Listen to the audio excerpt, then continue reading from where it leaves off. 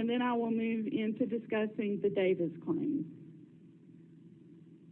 Trial counsel failed to present compelling mitigating evidence that Mr. Runyon is brain damaged and suffers from severe mental illness.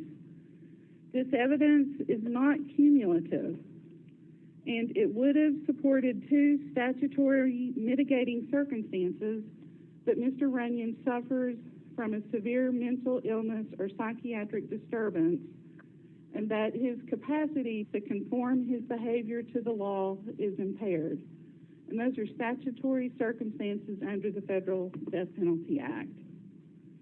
The unpresented evidence would have reduced his moral culpability, and it would have rebutted the government's case in aggravation. Trial counsel had in his possession 3 preliminary reports from experts that suggested Mr. Runyon suffers brain damage, asking for additional information and encouraging trial counsel to investigate this further. Dr. Nelson told trial counsel neuropsychological deficits was a defining characteristic for Mr. Runyon and that a neuropsych evaluation was necessary. Dr. Mirsky also said that an assessment by a neurologist was warranted. He noted that Runyon's symptoms of quickness to anger, impulsiveness, dizziness, trouble maintaining attention, all of those are consistent with brain damage. Dr. Mirsky asked that he be allowed to do additional testing. And then Dr. Marikangas offered a preliminary report, and he noted that the right side of Mr. Runyon's forehead does not move when he makes a facial expression, and he noted that his right lip sagged. He also noted that he believed Mr. Runyon could be suffering from delusions. He found that he probably had impaired executive functioning related to frontal lobe damage. Dr. Marikangas asked... Also, let me mention one thing. I thought that the strategic judgment that Runyon's counsel made was that Runyon was not going to pose any risk of future dangerousness, and that he could be counted upon to conform to the prison regimen, and that he basically should be spared the death penalty because there was no chance of him being dangerous in prison. And yet what you referred to was mental health evidence that emphasized two traits: one, anger and impulsiveness. And if that evidence had been brought before jury, would it not have undermined the whole case that counsel was trying to make about his prospects for decent behavior going forward? Your Honor, it would not have undermined that aspect of the case. We know that people who have brain damage can do very well in a controlled setting where all of their choices that arise during a day-to-day living are removed from them. That they do very well in a structured setting. But I'd also like to back up and talk about what the court referred to as counsel's as strategic decisions. Strategic choices that are made based on incomplete investigation are not entitled to deference. Strategic decisions that are based on incomplete information are reasonable precisely to the extent that reasonable professional judgment directs that this is an acceptable point to terminate the investigation. And in this case, trial counsel, all of the investigation with the mental health experts indicated that these statutory mitigating circumstances were going to be fruitful.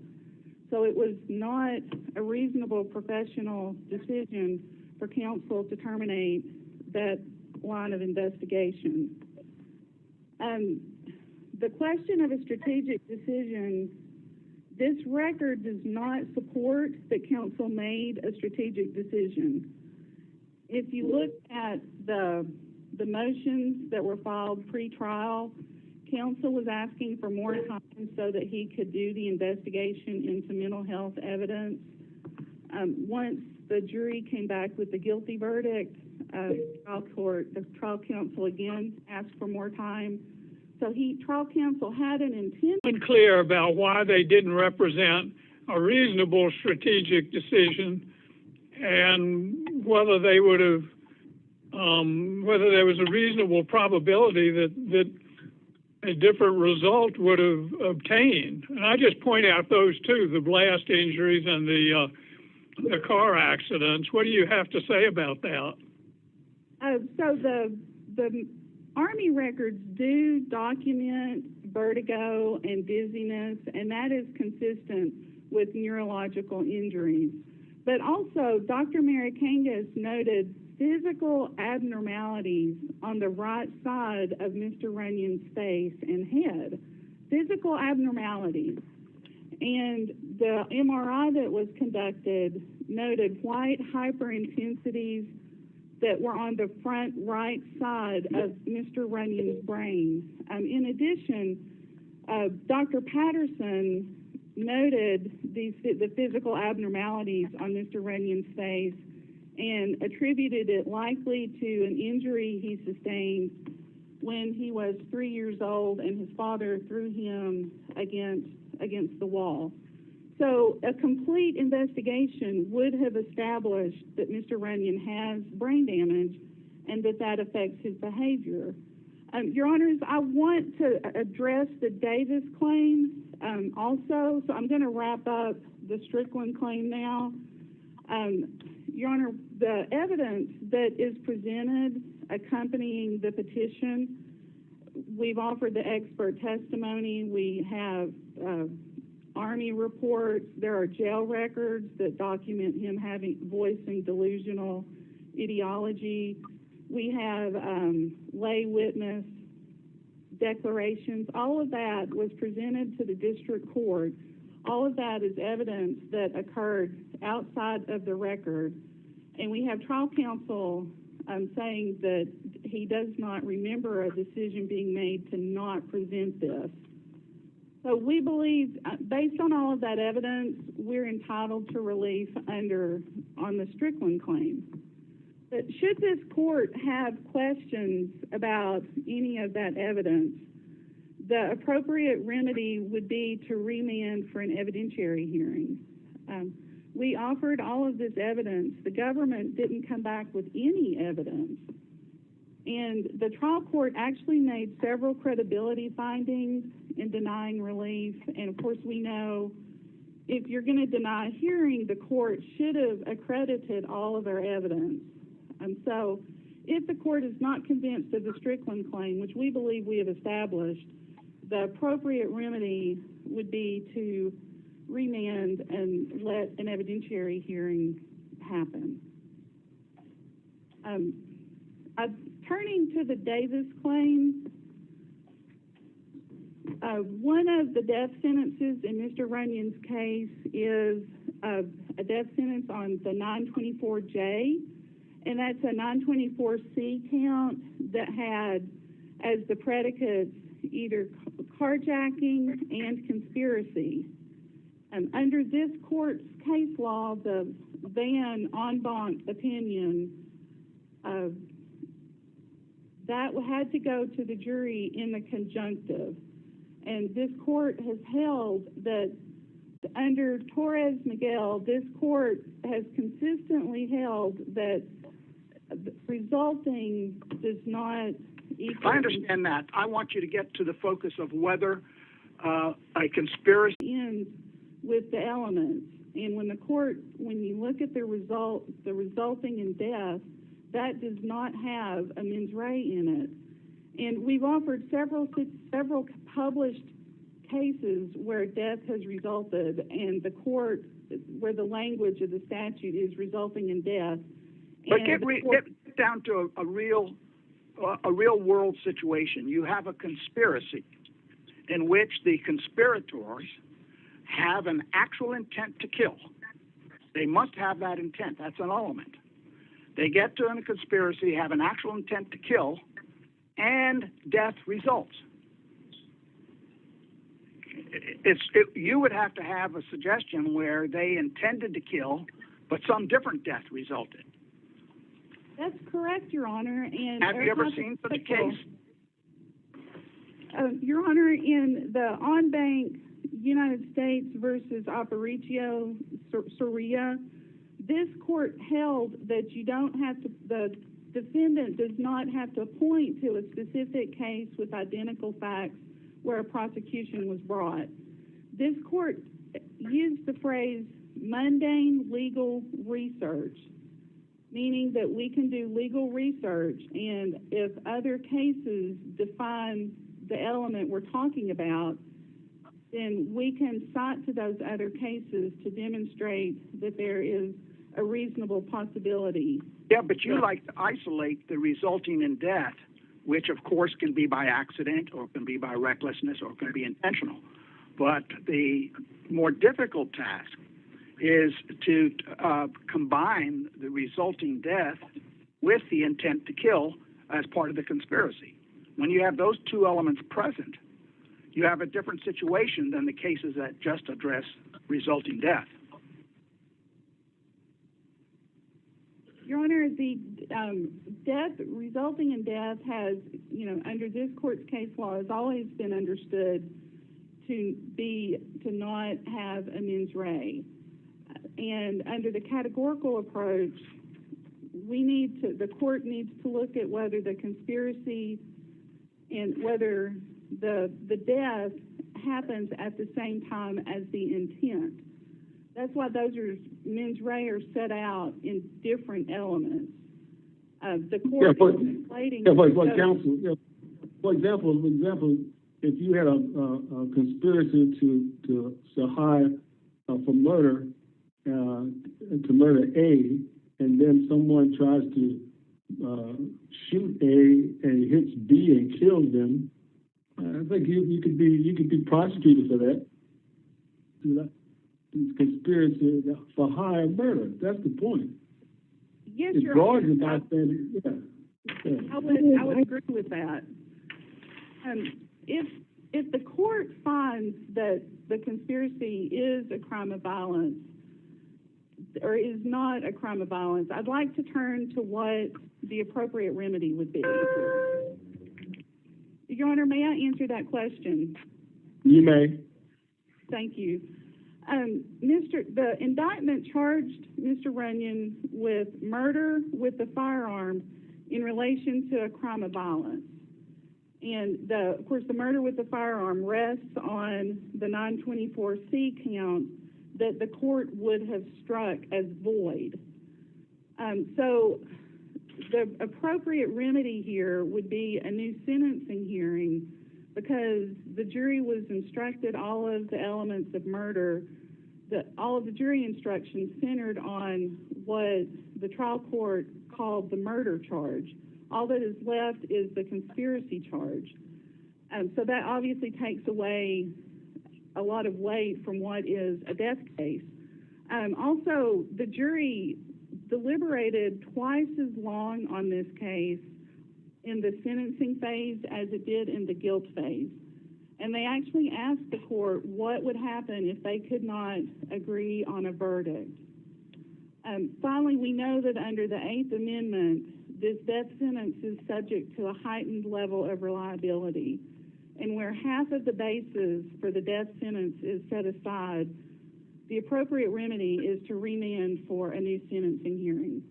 Thank you. Thank you, counsel. Mr. Samuels? Thank you, Chief Judge Gregory. Good afternoon, Your Honors. Brian Samuels for the United States, and may it please the Court. The defense counsel has raised a number of challenges to Mr. Runyon's conviction and death sentence through their habeas petition and appeal. Ms. Bales has discussed two of those issues out of the four today. I will start there, but I'm also willing to discuss any of the other issues, of course. And I'll start where Ms. Bales did with the mental health issue. And the defense argues that trial counsel failed to pursue or failed to present a mitigation strategy focused on mental health. As this court has said in the Meyer v. Bank case, sometimes the nature of the evidence, rather than counsel's judgment, prejudices the defendant. And that was such a case here, Your Honors. And first, looking at this case on the Strickland claim, looking at what counsel did here, it is hard to envision that counsel could have taken more steps than they did to try and investigate this mental health claim. And the record, as Judge Smith reviewed in her order denying the habeas claim, went through some detail in laying out all of the steps that trial counsel took to obtain experts, to modify and obtain results and provide testing, and all of the efforts that defense counsel took prior to the penalty phase. And what the court has to look at is what counsel had done and what it was left with at the time this penalty phase had started. And initially, counsel looked at Dr. Nelson and Dr. Cunningham. Dr. Nelson's report, by the same declarations that defense counsel are referencing, was not favorable to David Runyon. And a declaration from Attorney Woodward indicates that as well. His report was not favorable. So trial counsel looked for new experts and found new experts going into the trial, a neurologist and a neuropsychologist. But as they were preparing to examine David Runyon, defense counsel did not discuss, there were reports of the government experts. And those government experts certainly threw into question whether there were any legitimate issues for mental health on mitigation, finding, in fact, no issues, and that David Runyon had a personality disorder. So what defense counsel had was an unfavorable report from Dr. Nelson. He had two unfavorable reports from the government's experts, and had preliminary reports from Dr. Mirsky and Dr. Marikangis that were leads, but they were dry leads. They were thin reports. Dr. Mirsky's report reflected that David Runyon... Yes, Your Honor. You said it's a dry lead when the expert tells you you need a follow-up with a neurologist for evaluation. How is that a dry lead and you don't even do it? Well, Your Honor, trial counsel did follow that up. He did arrange for a neurologist, and that was Dr. Marikangis. And when Dr. Marikangis recommended that these tests be done, that the MRI and the PET test be done, trial counsel followed up with that, arranged for that to be done, moved for the court to provide the results of that test directly to trial counsel and to be able to supplement the reports. The indication from the materials in the joint appendix is that the results of those scans did not reveal any issues. They were clear scans. And both preliminary reports of Dr. Marikangis and Dr. Mirsky said, we have waiting. Is that in the record? Yes, Your Honor, it is. There is an email. That the scans were clear? Yes, sir. There is an email between Dr. Marikangis and trial counsel Hudgens in September, and this is in the record at JA 2133, where Dr. Mirsky is writing a letter to trial counsel Hudgens and indicates that he is aware that the report of the scans were clear. Actually, that's a little misleading, because the radiologist saw it as clear, but he was not an expert. And the experts that reviewed it did see extenuated white matter. They did later, of course, but so I don't think you can rely on the radiologist reading it when the Dr. Marikangis concluded before trial that the defendant had clearly had an impaired executive functioning, suggestive of frontal lobe brain impairment. In other words, he was sure there was a problem, and he wasn't sure is down. And the same thing is true with respect to Dr. Mirsky. He said it's clear from the data there is strong evidence he's suffering from a neurological disorder. These are pre-trial. And those two doctors were not given the MRIs before trial to look at. And so the real question is, why weren't they put on? Well, Your Honor, we know that the MRI and the PET scan were ordered before trial, and we know based on but they were not reviewed by the experts. And we know that. My question is, why weren't Dr. Marikangas and Dr. Mirsky, why weren't they put on, or why wasn't that pursued? Well, Your Honor, we do know that there were no follow-up reports from Dr. Marikangas or Dr. Mirsky at that time prior to trial or thereafter until 2015 when those reports were prepared. We do know that defense counsel had sought permission to get those results of those scans and provide them directly to the experts. It's unclear when exactly that was done until we have that letter from Dr. Mirsky to trial counsel in September of 2009, where Dr. Mirsky indicates your report to me indicated that the MRI and PET imaging studies of Mr. Runyon were read as normal. That's the indication that we have as to what information trial counsel had and at some point was conveyed to Wasn't that after the trial? The letters dated after the trial, Your Honor. It's unclear when that information was conveyed to the experts. What we know from the record is that there are no supplemental expert reports from either Dr. Mirsky or Dr. Marikangas. We know that trial counsel had sought permission to release the results of those scans to Dr. Mirsky and Dr. Marikangas. But until that September letter, we don't know the timeline as to when those were produced. No, they clearly, both doctors clearly did not have the information, and they so stated. Both doctors indicated that their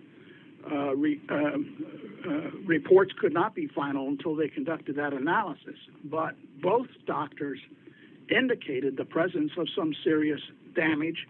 Dr. Marikowski said, and I'm quoting, he clearly has impaired executive functioning, suggestive of frontal lobe brain impairment.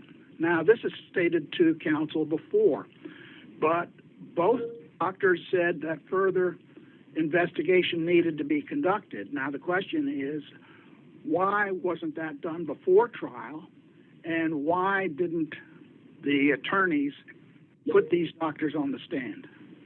Well, Judge Newman, that's a fair question, and I would say that the report of Dr. Marikangas said that David Runyon was also suffering from the withdrawal of experimental drugs. There's no indication as to how that opinion was derived, what supported that opinion. The report of Dr. Mirsky said that David Runyon had strong showings in the general intelligence area. He had issues in terms of the attention area. And I am going to answer your question, Your Honor. So what counsel had were those reports, and then he had the reports of the government. And then we also have to consider that counsel had the findings of the jury in determining that David Runyon had engaged in substantial planning in carrying out this crime. And so trial counsel had to determine what was the best strategy to pursue given the findings of the jury and all of the other evidence that came in. Where's the evidence of that? I looked for it and I couldn't find it. Attorney Hudgens said just the opposite. He said he was looking for that information. That was the type of information he wanted, and he didn't know why they didn't put it on. This is not a case where he said, I considered that information and rejected it. I couldn't find it. Maybe you can point that out. Your Honor, I looked at his declaration as well. It didn't appear that he had a clear memory of what the scans were. He talked about this being the type of information that he wanted to find. But I know, but you made the statement that he made a strategic decision, and he didn't. He clearly didn't. He said he didn't. Well, Your Honor, what I meant by that was trial counsel, in looking at the evidence that was available to put on in mitigation, they chose a course that would not have aligned with this mental health information that indicated, even taking it as it is, that David Runyon had impulsivity issues, that he had anger issues. They chose a course, and this gets to the prejudice aspect of the Strickland prong, to show that David Runyon was not the worst of the worst. They called 21 witnesses in their mitigation case, including one expert, Dr. Cunningham, to testify as to stable factors about David Runyon, his age, his education, his work history, his relationship with families, that would show that he was not going to be a danger going forward. They also called his mother, his father, his brother, his ex-wife. And the clear pattern that emerged from all these witnesses was an effort to show that David Runyon was a genuine, caring, gentle, helpful, good with children, that sort of individual. The last witness they called was a pastor who described David Runyon as quiet, gentle, fun, and generous. They were trying to, as the government had in terms of presenting victim impact evidence, also show that David Runyon had friendships and relationships and family that would be impacted by a sentence. And they were also trying to focus on the equally culpable factor and whether or not this was fair. And, Your Honor, this was a case where David Runyon had contested his guilt. He had gone to trial. The jury had rejected that defense, and they'd found him eligible for the death penalty. And so the focus of the defense, as Attorney Woodward said, their best argument was... Mr. Samuels, the point here, they didn't have a chance to reject the clear mental findings of those two doctors. That's the problem with this case. I'd agree with you if they had gotten on there and said, well, the weight of the evidence, they should have agreed with. The jury didn't have a chance to reject it. Period. He didn't put any. It wasn't a matter of a quantum. For example, if he had put one on, not the other, we could say, well, they put both. If he had put, he put zero on. Zero.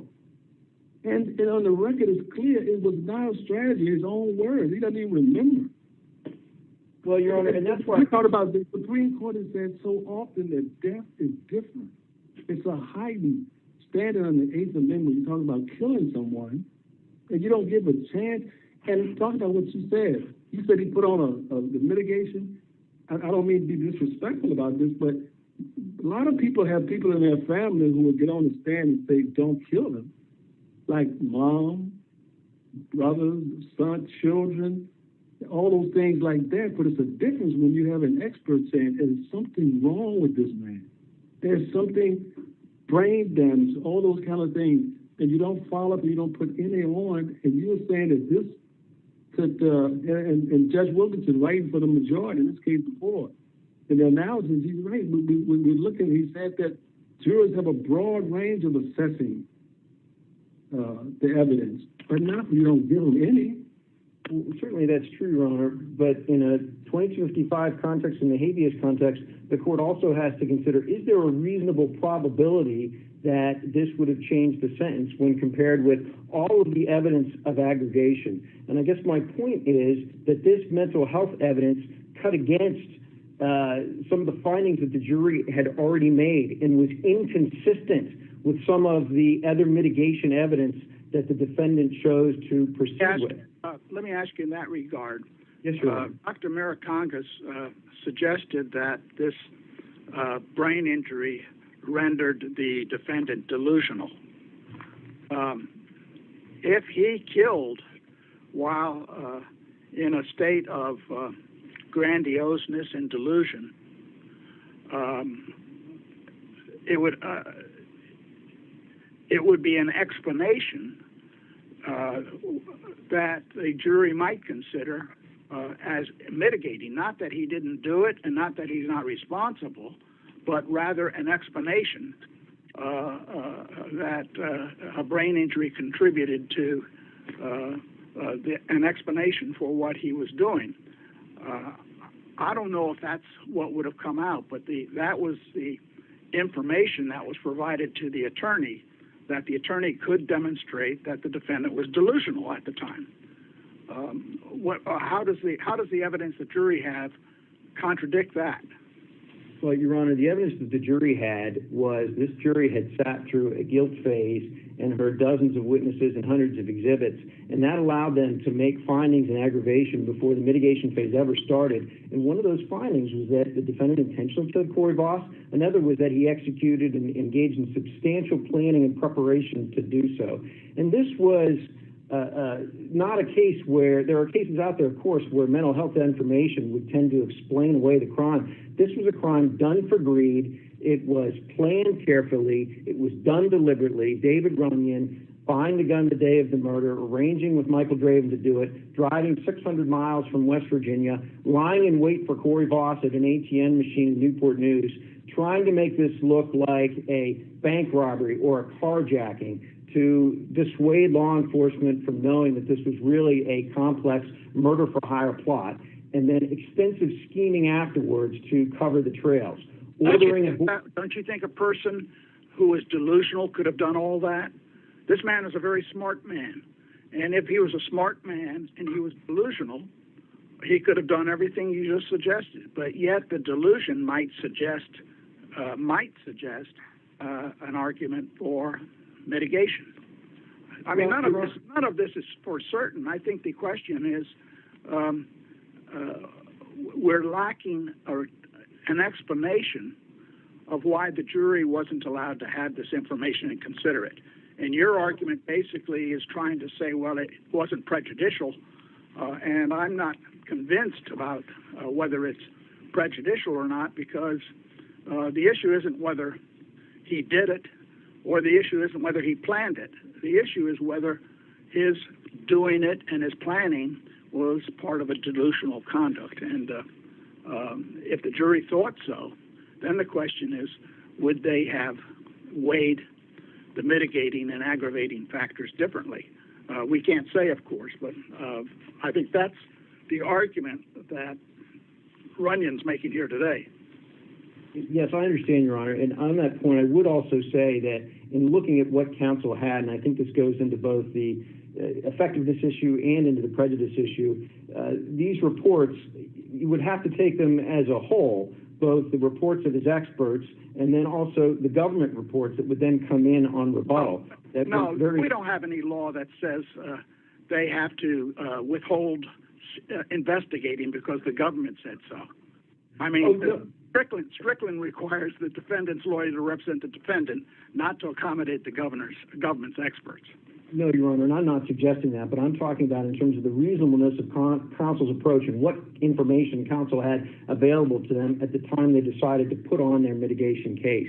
And again, the government's view is that the strategy that the counsel employed was focused on this equally culpable. Counsel Woodward said that's our strongest argument. I think the strategic decision is an excellent argument, but I didn't see any evidence for a strategic decision being made. As a matter of fact, everything we hear from Hudgens is that had he known this information or appreciated it, he would have followed up on it, and he has no explanation why he did it. He does not say he made a strategic decision. Moreover, he pressed for this information rather than abandoning it. He pressed the court, and he indicated he was working hard to gather this information rather than abandoning it in favor of a different course. All of those would have been indicative of a strategic decision. But do you have any evidence to point to that I can go look at that indicates that Hudgens did not put on or pursue the information from Americangus and the other doctor because he had a strategic decision to go a different direction?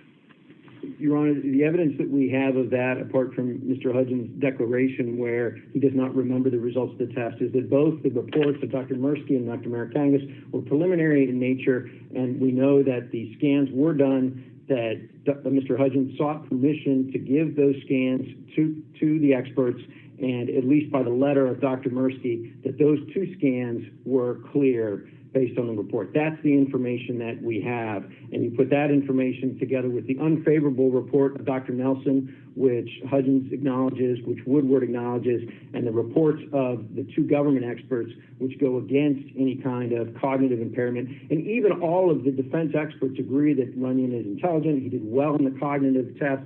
In some tests that he administered in 2015, he did better in 2015 than he'd done back in 2009. And when you put that together, coupled with the focus that defense counsel did take, which seemed contrary to anything that would have looked for an explanation for why Runyon did it, but an explanation, or not an explanation, but a request for fairness, a request for mercy. And that was the approach that his counsel took, saying that it wasn't fair to give David Runyon the death penalty because Katerina Voss and Michael Draven weren't going to be with it. Wouldn't it even more forceful in connection with that argument, which I agree with you is a good argument to make, but wouldn't it have been even more powerful if he were able to say that that differential is not appropriate here because while Runyon is a very smart man and very capable of thinking and reasoning, he was delusional at the time he committed it? Mr. Samuels? Yes, Your Honor. I think I understand what you're going at, and I think you're going at this both through the competency prong of Strickland and through the prejudice prong, because it seems to me your arguments speak to both prongs, and the district judge here seems to me to have a good handle on this. As to the strategic prong, maybe he didn't state in so many words, I am making a strategic decision here, but the circumstances certainly suggest that had a strategic decision, because had he put on evidence of mental health problems which went to anger management and to impulsiveness, it would have undermined his entire case. It would have undermined the portrait he was trying to paint of this individual as being somebody who was gentle and specific going forward. And to say that he didn't make a strategic decision here when to have pursued the road that they now say, the counsel now says on collateral attack, we're not supposed to second guess this kind of thing under Strickland. And this evidence, had it been put on, would have exploded the entire case that counsel was trying to make and the portrait that he was trying to paint. And the question then, that's the strategic prong of it. Then you get to the prejudice prong of it, and there's a key link missing in my judgment, because it's not clear to me that even if he is delusional or he has some kind of mental health issue, there's still not a sufficient link with the causation of the crime. When you read the evidence of how thoroughly this crime was planned out, how there was bargaining over the financial arrangements and funds, extensive planning, that doesn't seem to me to be to link up causationally. If he may have had mental health issues, I don't know, but I don't see how it bears upon the deliberateness and care with which this murder for hire was carried out. You know, he wanted money. There's nothing delusional about that. It's rational in a very perverse sort of way, and so I don't understand this either from a strategic point of view or a prejudice point of view. And what we're talking about here is the results of a proceeding where the jury had a great deal of evidence, not only about who committed the crime, but with the kind of planning and foresight and deliberateness and cold, calculating rationality with which it was committed. So I don't have any particular brief for capital crimes. I think if I were in a legislature, I'd vote against capital punishment. But I think just as a matter of the law of Strickland, and not using collateral attack to undermine these kinds of proceedings into which so much effort has been put. And I don't see it either from a strategic point of view or a prejudice point of view that the claim has been put forward. And of course, it's the petitioner who bears the burden. Yes, Your Honor, thank you. And I think the court also needs to consider that in looking at the competence of counsel and the strategy that counsel employed, we're looking at the constraints that counsel was under. We're looking at the time limitations. This is not an open-ended situation where counsel has all the time and the resources in the world. And looking at that, the way the deck was put together there for counsel and the efforts that he was undertaking, and then looking at what was actually done there, the focus was on showing that David Runyon was not the worst of the worst. A mental health picture that would have shown that he was, and the diagnoses are all over the board, Your Honors, in terms of the government's experts said personality disorder, defense experts certainly. Counsel, that's why you have the jury to decide. You know, they didn't go to law school like we did. Sure. I mean, with all due respect to all of our wonderful comments, they're all correct and they're exact and they're jurisprudential and but they are citizens who come there who try to understand the nuances of the human experience. And when you have an expert saying things like brain damage and delusional, you know, and don't forget, when it comes to this on the punishment phase, it doesn't have to be evidence. As Judge Wilkinson said in the majority opinion, it only has to be information. Even if it was even if you put the information there for them to decide. And the point, too, must admit, because it's very important about the majority opinion, because if you read it, I think Judge Wilkinson did a good job. But it shows you exactly why this has to go back, in a sense, because the whole idea, we found that 42-minute video, for example, and I know Judge Nehemiah had a different view as to the race, but I'm not talking about that part. I'm talking about the part, and we said it was harmless because there was evidence that showed remorse beyond that, and it did, about the boasting and those things. And then the other part about it, as the culpability, you know, it's not harmless. It was harmless because he got a unanimous vote on that as a mitigator. But you can't put aside this part. What counsel was dealing with, the police officer was able to get on the stand in that video, not on the stand, but in the video, and said, if I leave this room, you don't help me, you must be a monster. And the jury's going to find that you are a cold-blooded monster and you're a piece of shit. That was already in this case. He had to have something, for example, that he had his mental problems dealt with the idea that he was silent in there, because the whole idea was to show he was silent for 42 minutes. But they could have said, well, I see why now. He's mentally ill. He has mental problems. He's not just cold-blooded. He's delusional. And to say that in a death case, they don't get one scintilla of that we can be satisfied that that's adequate for a man to go to the gallows, or a woman, but here's a man. And he said there wasn't a strategy. I don't even remember why I didn't. And every indication, like Judge Nehemiah said, is that he was trying to pursue it. And there's no explanation. And as counsel, I'd be standing on the table saying, I need a continuous, Your Honor, because I need one more day. I need to go to get these records. I need this. I need to follow up. And at the very end, if you don't, give them the information. It doesn't require to be admissible under evidence. It's just Wilkinson rightly said. There's information. And they decide.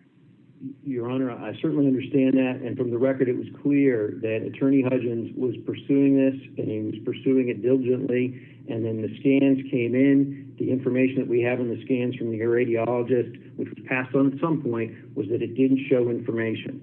And so at that point, with the penalty phase coming up there, defense counsel made it clear from the array of witnesses and the strategy they took on that, the focus was, again, not trying to explain away something that defense counsel had asked the jury to find him not guilty in the guilt phase, but to try and ask for mercy, to try and look for fairness.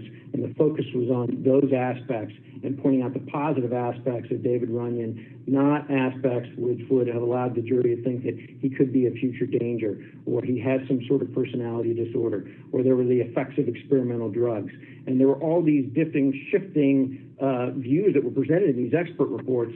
Defense counsel, from what they presented, was looking for a consistent theme to present to this jury, and that's why they presented the mother, and all of that family information, all the information showing good things about David Runyon in the past to show that he... Mr. Samuels, when you look at this record as a whole, you will understand that this defense attorney gave Mr. Runyon a very good defense.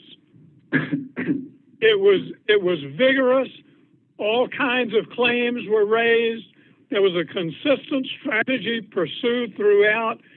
And you can always come on, there's always some evidence that is developed post-trial, or that you can if not, you can always say would have, could have, should have, and it's trite, but it's still true that hindsight is always 20/20. But to say that this man was ineffective, I've read this record and looked at the kind of arguments that he made, and it was vigorous from start to finish. And his problem was not a mental health problem or delusional. His problem was with the nature of the case, which was a deliberate, cold-blooded murder of another individual for money. And the jury saw that, and I can't believe anything would have dislodged it. In fact, had this other evidence been brought up, it would probably have been blown out of the water by the prosecution, and I doubt it would have dislodged the jury from its ultimate verdict here. This was a good lawyer. Mr. Samuels. Yes, Your Honor. Our timekeeper, what time do we have? I haven't heard of a bell. Yes, I was just getting ready to ring that. Mr. Samuels, his time is up. I was about to say that because I could, my own mental clock, I could tell it was up.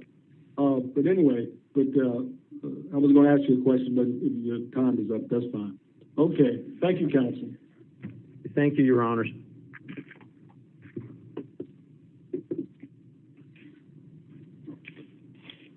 Ms. Bales? I would like to rebut some of the state's assertions. First, the government's assertions.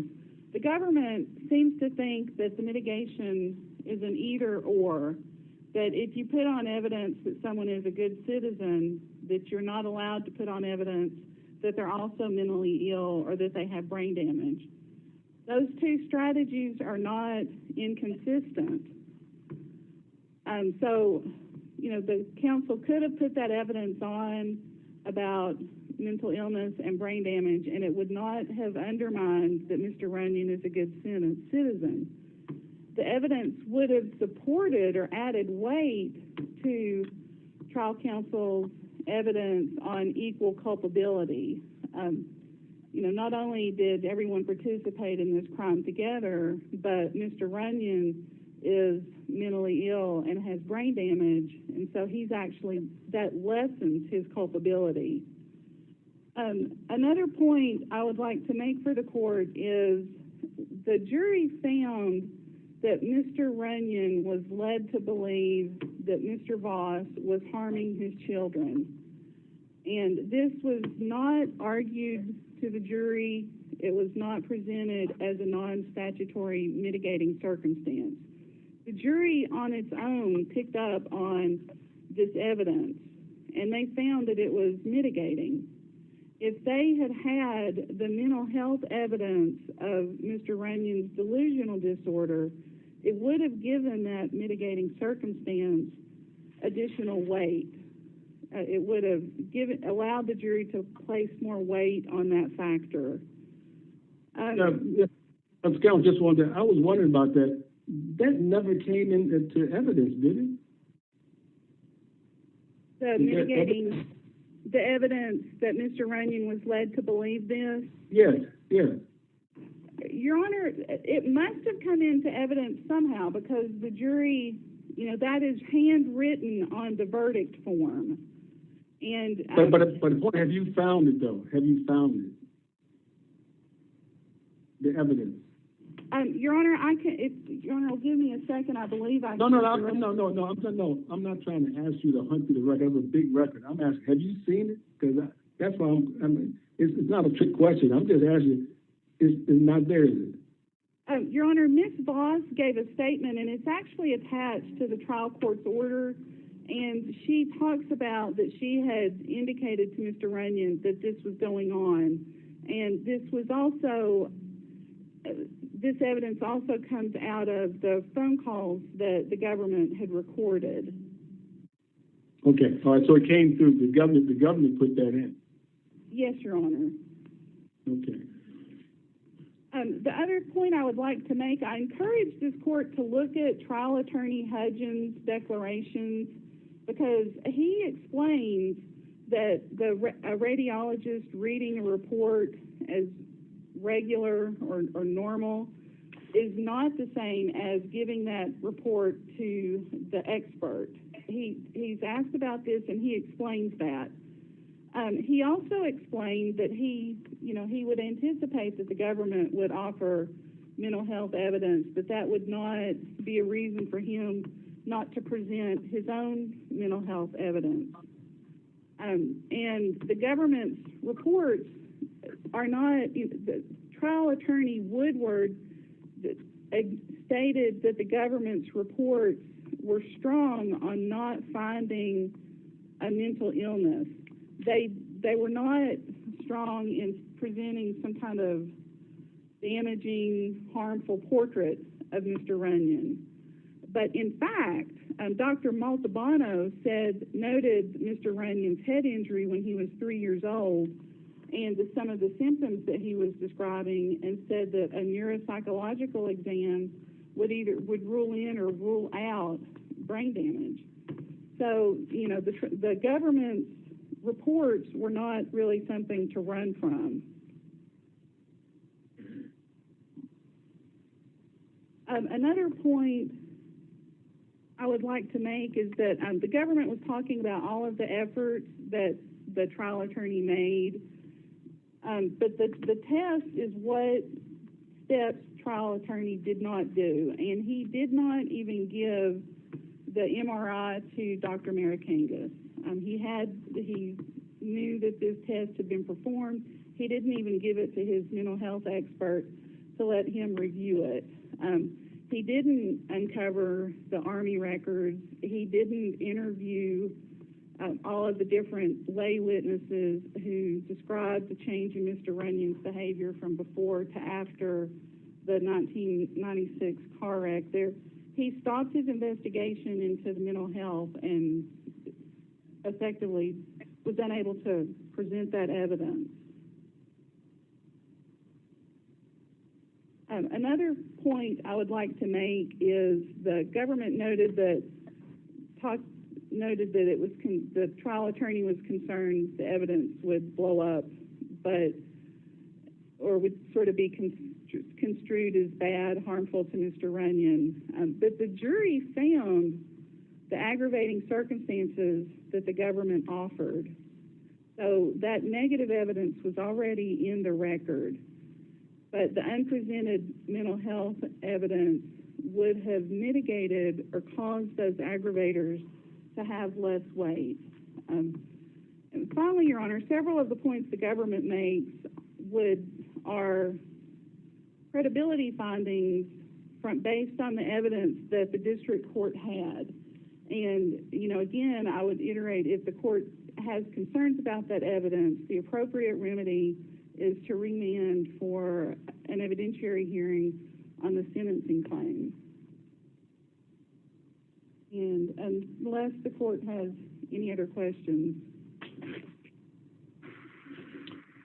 Thank you, counsel. As you stated, Ms. Vitt, excuse me, I didn't hear you. Are you finished, you said? Yes, Your Honor, I am. Okay. I just want to say, Ms. Bell and Mr. Samuels, thank you for your arguments. We regret that we can't come down like we would and shake your hands. But please know that is our sentiment and our appreciation for your argument here today. And we thank you very much. And with that, I think I'll ask the clerk to give us a brief recess. The court will take a brief break before hearing the next case.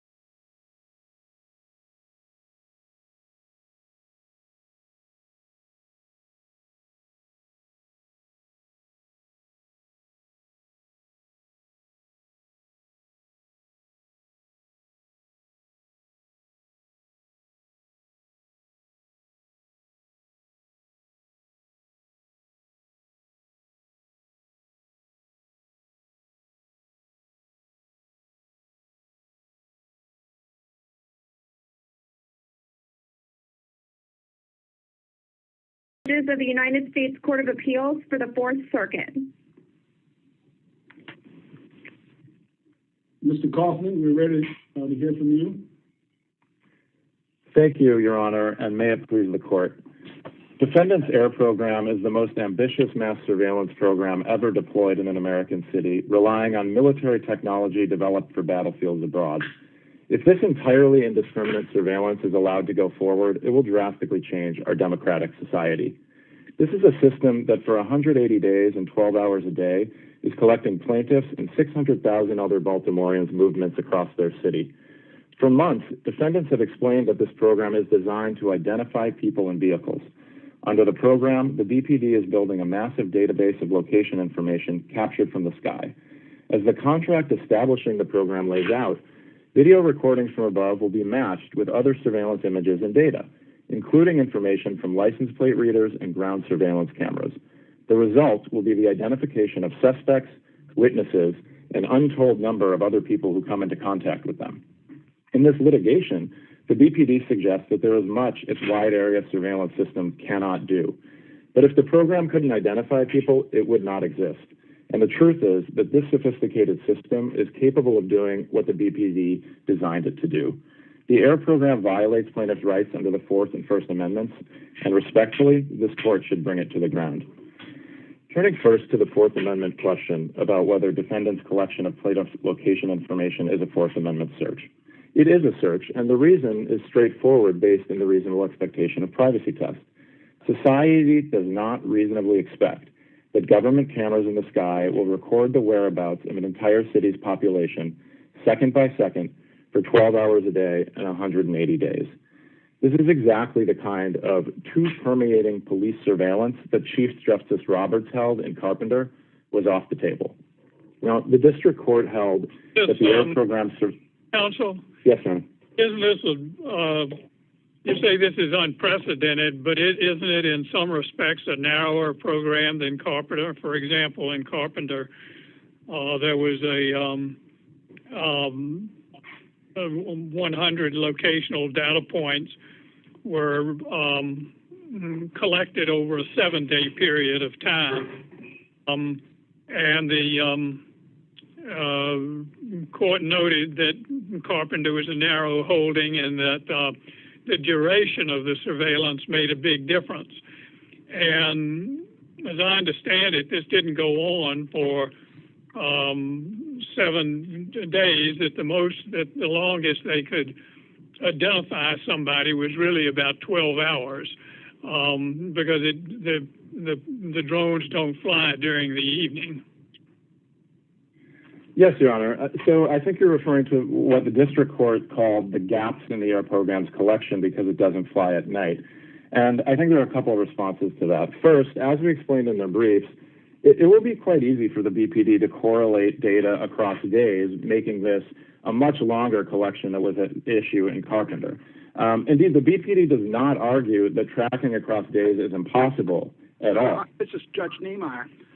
Yes, I'm not sure what you just said is supported by the record. It seems to me what we're examining is the reported search from these airplanes. We're not examining the nature of the investigation where various searches and data are collected and put together. And if I understand correctly, these data that are collected represent a person as one pixel. And it can't identify, I've looked at the pictures, I can't even identify the persons myself in the pictures.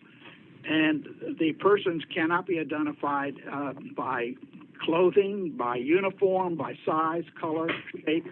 It's a single pixel. And if the pixel goes under a tree or goes into a house, you don't know whether it comes out. And clearly they say that you cannot pick up the pixel from the prior day because you can't identify one from the other. You can't distinguish them. And so you don't know whether you're looking at the same person or a different person. This is so generalized that I'm not sure it even fits within the language of the Fourth Amendment, protecting the privacy of individuals or protecting people in their papers and houses and so forth. This is a generalized photograph taken of 32 square miles or whatever it is, so that each person is only a pixel that can't be identified. It could never be used for identification, or it could never be used for conviction, suspicion, or anything else. I find this far different from Carpenter, where the individuals were identified specifically by their telephone numbers and their movement from tower to tower on the data. Yes, thanks, Your Honor. It's a really important question, and I think there's a couple of responses. So first, it is absolutely in the record that the BPD says it is possible to track people across days. What McNutt, Mr. McNutt, the designer of the system, says at JA 122, paragraph 14, is that it can't do it reliably. So it's absolutely possible to do that. In other words, I don't know if you can just look. I mean, I'm looking right now as we talk at the pictures here, and there is no way of identifying a pixel on September 20 and then conclude that the same pixel appears on September 21.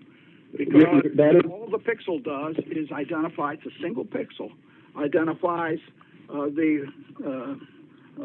what they believe is a person, or what is a person, and the automobiles are not much better.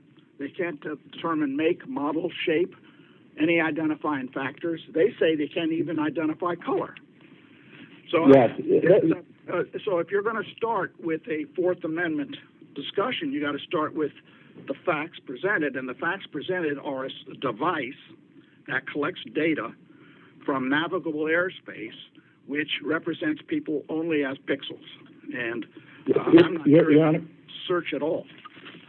Excuse me, Your Honor. You're right. Each photograph is a pixel, but what is at issue here, and what is protected by Carpenter, is the tracks of people over time, their movements over time, and the fact that one individual pixel can't show an identifying feature is irrelevant, because the contract itself, and the thing that plaintiffs have challenged in this lawsuit, is what the contract says is one system, the AIR program. It is photographs from the sky linked with ground surveillance technologies that absolutely are identifying. Automatic license plate readers read a license plate. The program doesn't link with the cameras. What they do is they get data from the cameras, and then they go back and look at the data from the airplane to see if it corresponds. I'm not even sure how that helps, but they certainly can't determine that a particular pixel belongs to a particular person or is a person. Your Honor, with due respect, I believe that is incorrect, because that is exactly what the program does, and that's how the contract explains what it does, and that's how the BPD explained over many months. That is how it will identify suspects, witnesses, and others that come into contact with them. They will look at the ground cameras, find an image on the screen or a license plate, and then go to their repository of location information, and from that, they will be able to follow that pixel around anywhere they want, knowing who it is. And that is... Excuse me, counsel. Excuse me. Yes, sir. One of the problems I have is that we're not exactly sure what is done once the data is collected, and what troubles me here is you're asking us to rule this program invalid, sort of ab initio. Wouldn't it be better to await a more concrete setting, such as a suppression hearing, or such as a case in which the actual working of the program were perfectly clear to us? We're asked to just sort of cut this off at such a preliminary stage, but I mean, what real life difference is it going to make in a criminal case? And if the evidence is used in some way in a particular prosecution, isn't the appropriate way to address the program when the government seeks to introduce that evidence and someone is going to object to the use of it? Wouldn't we have a more concrete idea of how this works? Your Honor, I absolutely appreciate the sentiment there, but I think what's different about this is not a situation where the government is engaging in surveillance that's unannounced, and then we need to wait until there's more facts or a concrete situation to litigate it in a criminal context. Here, the BPD has put out its contract and told us exactly what it is doing. It lays all of this out in the contract, and I don't think it's tolerable to simply allow the government to maybe violate constitutional rights for months on end because of questions there, because we have no questions here. The contract is there. It explains how it will identify people. It explains the cache of data that it will render every day for 12 hours a day.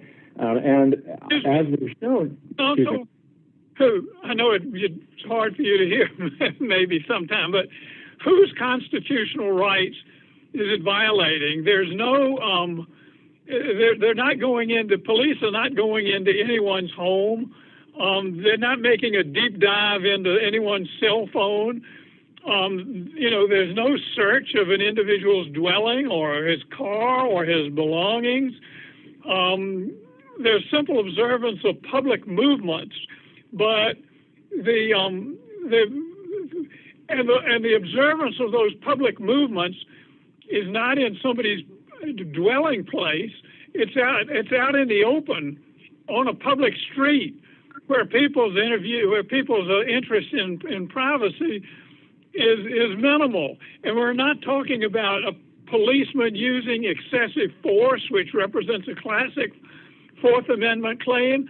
So is it the right of the pixel whose Fourth Amendment rights are being violated? I mean, it doesn't seem to me the program doesn't seem to me to take a personal tour into somebody's papers or effects or the kind or computer or the kind of information that we would all regard as very personal and very private. It's just it is just a picture of mass public movements where, fortunately, you can't even make an identification with respect to the pixel as to the race or to the gender or ethnicity or anything else about it. And so I just want to know where is the privacy interest of an individual here, given the fact that our private effects and the most personal parts of our lives in our automobiles and in our homes, none of that's being invaded. Thanks, Your Honor. I just disagree with that because that was exactly what was at issue in Carpenter. And many courts before Carpenter agreed with you that the whole of a person's movements, because they take place in public, are not protected under the Fourth Amendment. And Carpenter rejected that. And the government argued it, both in Jones and Carpenter, that the fact that people are moving around in public means that they've forfeited a right to privacy. And that's absolutely not the case. That argument fails to take into account Judge Wilkinson's observation, which is that here the data are not individualized. They're not focused on the identity of a person. They don't provide information except movement of a pixel. And Carpenter took individualized information, the cell phone operation, where people had thought they were speaking in private and had their cell phones tracked and attributed directly to the individual. The data that you used in Carpenter, you could specifically identify a person. Here you can't. Well, Your Honor, I think that that's wrong. And if you just look at Chief Justice Roberts and Carpenter, he explains that the search question hinges on whether the government could, in combination with other information, deduce a detailed log of movements. And again, cell phone requests are about phone numbers, not necessarily about people. They might not contain very much information at all. But when the government requests a set of it that could reveal a person's information, even though the government needs to do additional work to make meaning from that and draw out the kind of privacies of life that Carpenter is concerned with, that constitutes a search. And that's exactly what's going on here, not just by conjecture, but explicitly in the contract. I understand that looking at the pixels on the page makes it seem like this is a completely harmless case. But again, I would bring you back to why the BPD is doing this in the first place. If these images, if the collection of this over time did not allow the BPD to identify people, human beings, specifically, they would not be doing it. And it lays all of this out in its presentation and in the contract, that is exactly the goal, that is exactly the capability, that is what happened and how it works for the military overseas, and that is what it is bringing to bear. All that is, in Baltimore counsel, City is collecting evidence that might lead to an arrest. I mean, and the law enforcement collects evidence, some of which might be private. You might come upon somebody's shirt near the scene of a murder, or you might come upon any number of forensic clues or fingerprints or whatever. And so I just wonder whether this program is best seen as part of an evidence collection effort. And if it's an evidence collection effort, how is it distinguished from arriving on the murder scene and coming upon a piece of clothing, which has, in fact, a much more intimate association with an individual than this does? Well, Your Honor, I would just refer to the language of the contract itself, which says that PSS will, quote, integrate its imagery data analysis with BPD systems, including the BPD City Watch network of ground-based surveillance cameras and its ALPR cameras. That is the program that this contract establishes, and that is what the plaintiffs have challenged. And I appreciate the point that you're making about the diversity of sources of evidence in criminal cases and the way that police need to do their work.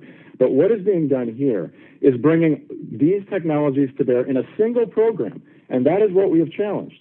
And that allows the identification of people. But these purported searches are the collection of data from an airplane, and that is the specific analysis. The fact that you can collect data from many sources and overlap them and then reach some conclusions, I think is quite different.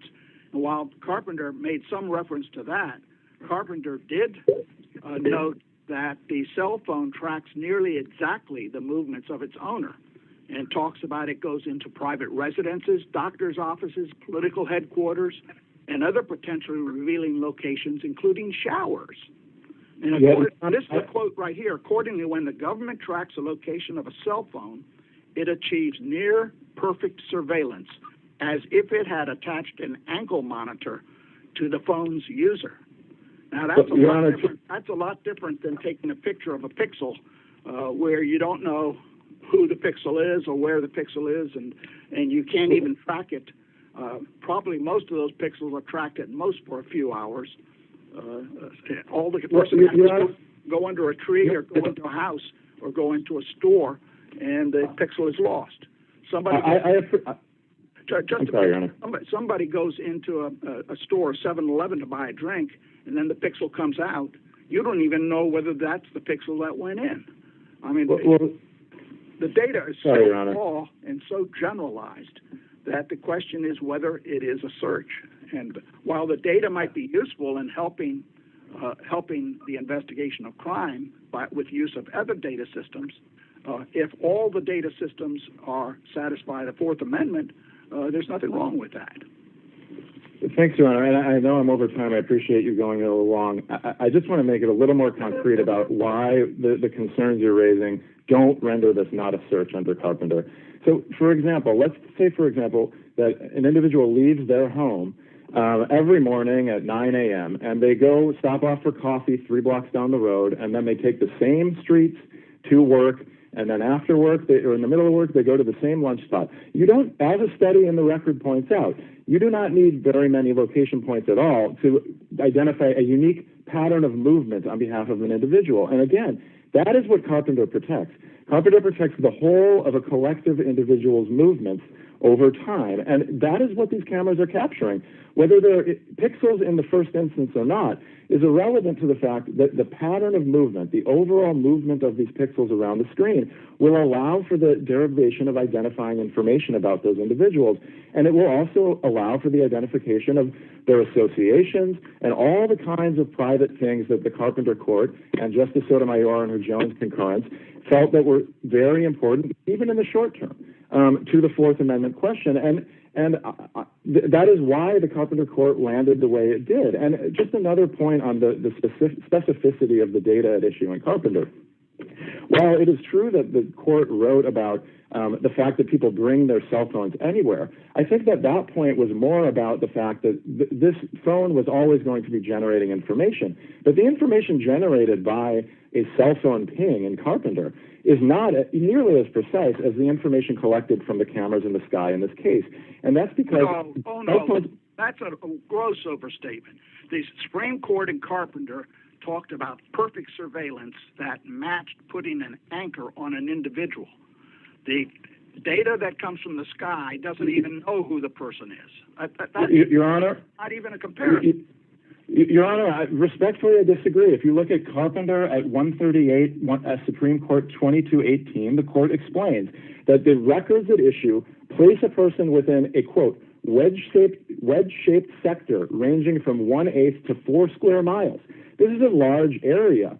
And even in that case, the court called it inescapable. And the information that law enforcement gets when it receives information pursuant to a cell phone location request is generalized to that wedge-shaped sector size. It does not tell you that the person was in the shower. It just tells you that they were in the zone. Now, the fact that the person brings the phone into the shower, of course, means that if they get a call, it might ping the tower and generate information. And it's true that when people go inside, they're not generating information on this in this case. But one difference I think that's important this case in Carpenter is that in Carpenter, and the facts in Carpenter prove this out, you could have turned off that surveillance at any time. You can leave your phone at home, you can turn it off, you can do any number of things to make that stop when you are in public. And here, it is impossible to escape the surveillance when you are moving about in public.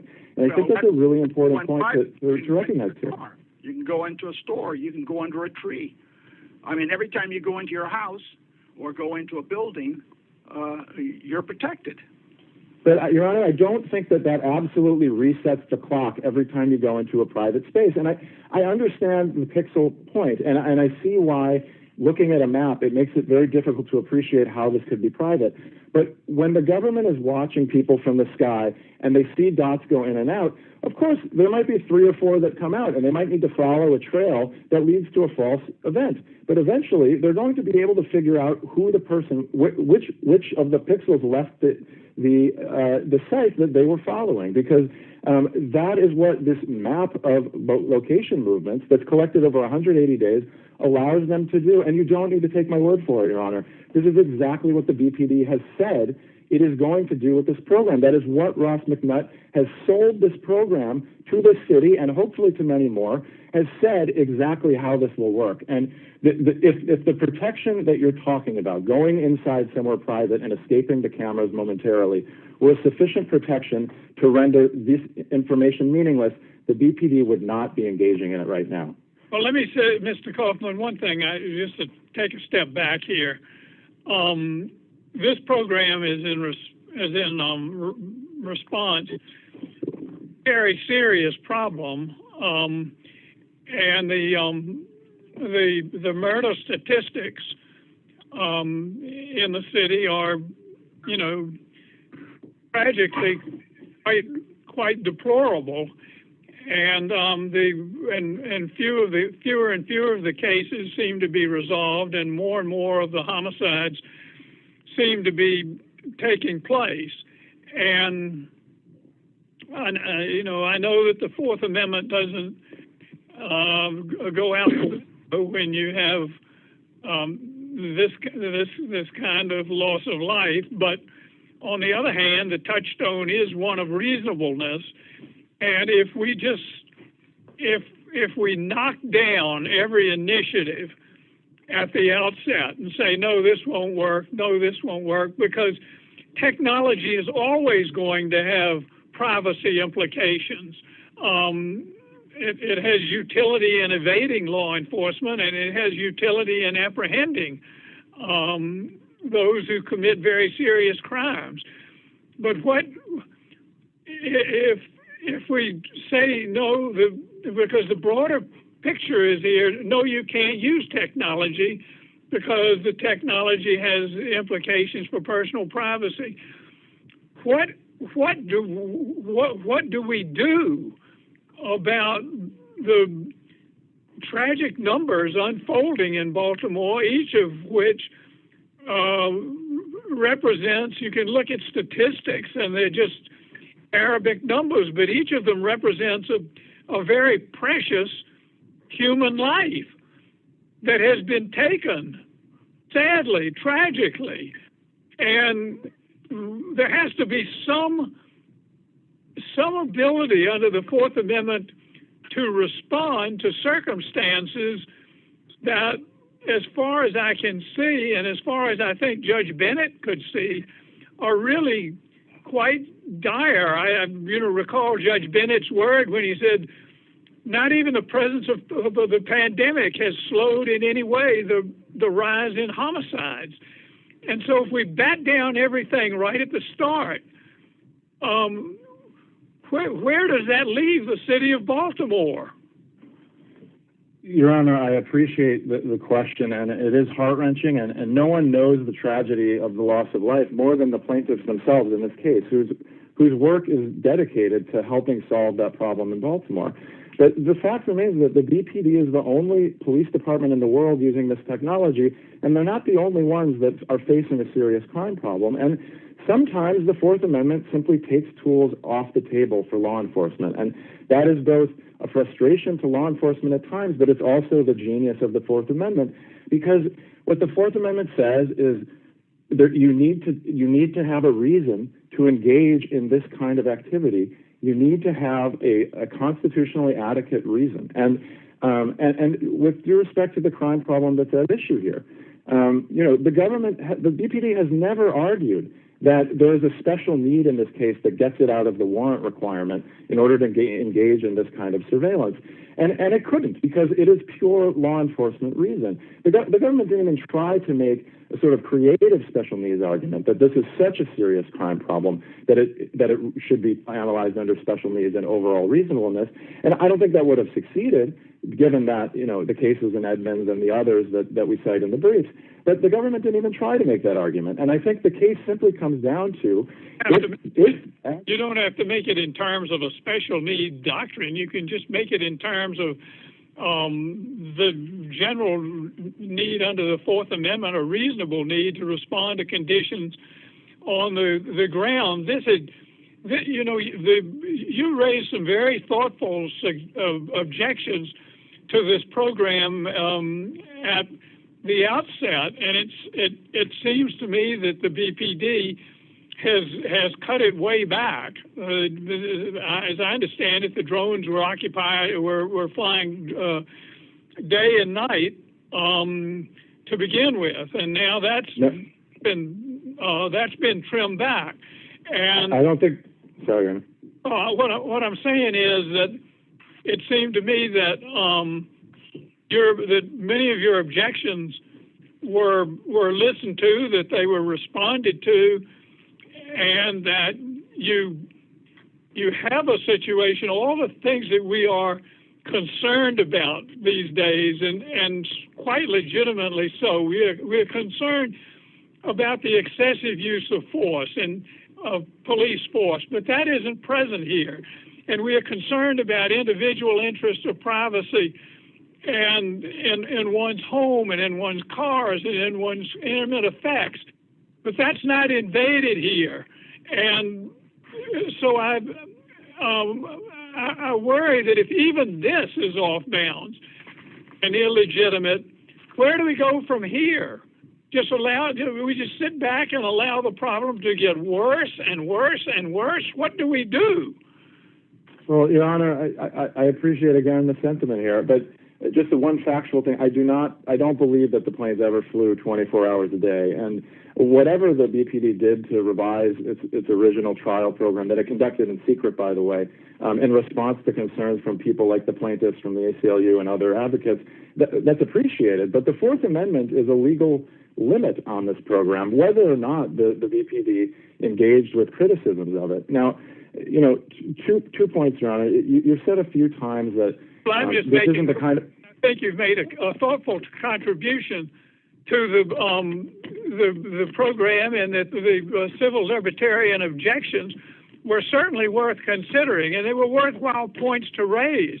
But I thought the program, as a result of the dialogue that went on, and as a result of the efforts that the city and the BPD and the contractor and others made to tailor this program and make it more and more reasonable, it seems to me that they've made quite an effort here.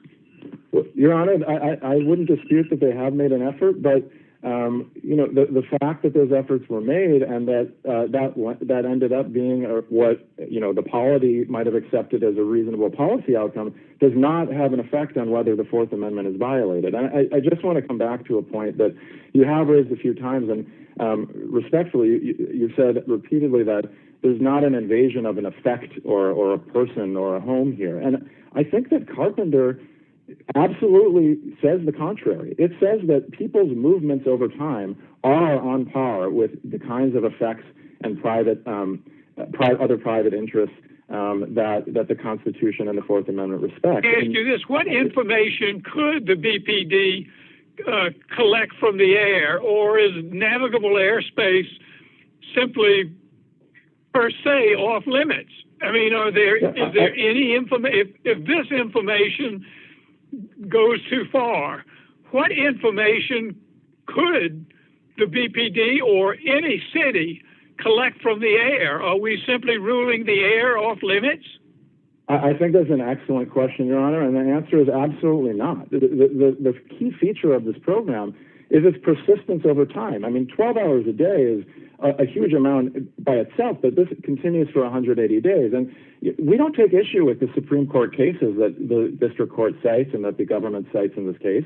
Those cases are good law, and they approve certain kinds of fleeting, brief, targeted aerial observations, and that is absolutely fine. And there's to be perfectly frank, there's a big gap between those cases and what's happening here. As we say, this program is light years beyond those cases, and whether those are the absolute limit or not is not really raised by this case, because this is a case where it is not simply, you know, a government sending up a police helicopter, as they've done for decades, to monitor a situation on the ground temporarily. This is a programmatic system of mass collection of location information that is digitized, put into databases, and linked with other absolutely identifying information, all under a private contract. And the result of that is an absolutely powerful machine to identify people through their movements and where they move around the city, revealing incredibly amounts of private information about them. And so, you know, to the extent that there's a concern from the court that holding that this particular program, the most invasive and individual information about people you can't identify. I think that's incorrect, Your Honor. As we've sort of talked about a few times, and as we do explain in the brief, this is not anonymous information. Indeed, I really think the easiest way to understand that... These are dots. Why isn't that anonymous information? We don't know the race. We don't know the gender. We don't know there are no facial features involved. We don't know what the individual looked like. We don't know what their license... I'm sorry, Your Honor. Your Honor, we don't know that yet, but they didn't know that yet in Carpenter either. And the thing that Carpenter was talking about was not any of those features. What it was talking about, the private information, was not those features. It was the movements of the person. It was the collective movements of the individual over time. That is what is protected under the Fourth Amendment under Carpenter.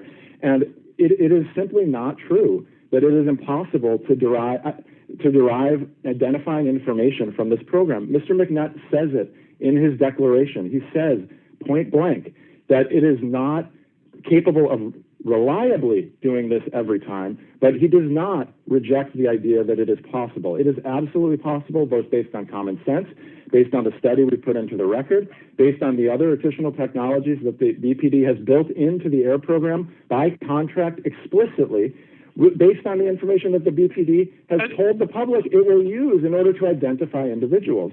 And indeed, that's speculative. You're talking about, well, they could use it for this, they could use it for that, they could use it for this. But the point is, in its present operation, they haven't. And shouldn't we wait until the day arrives?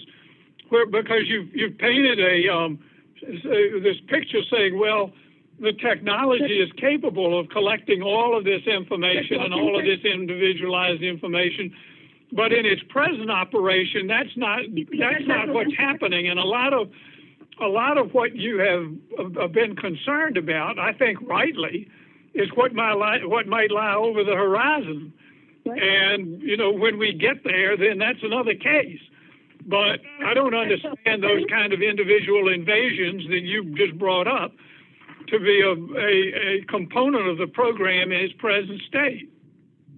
Judge Wilkinson, Judge Gregory dropped off. We're going to pause for a moment and try to... I did not. It's Brett Kaufman. It's the attorney. Sorry. Wait a minute. I'm not dropped off. Sorry, Judge Gregory. I misunderstood. It's Mr. Kaufman dropped off. Oh. We're going to join him back now.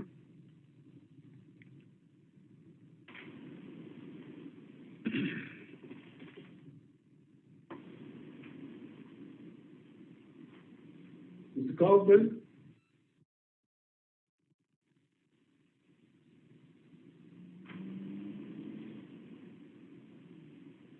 Mr. Kaufman? We're still trying. He hasn't back up yet.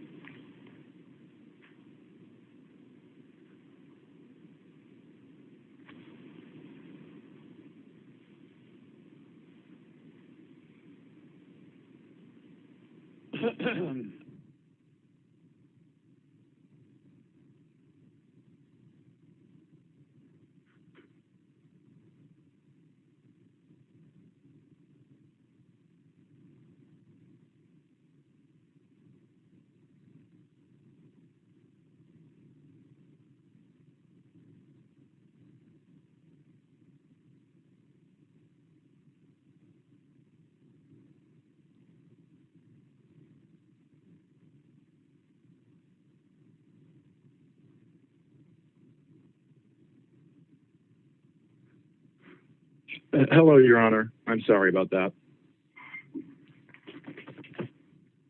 All right. Judge Wilkinson asked you another question. I'm sorry we lost you. Welcome back. Yeah, me too. Thank you. Thank you, Your Honor.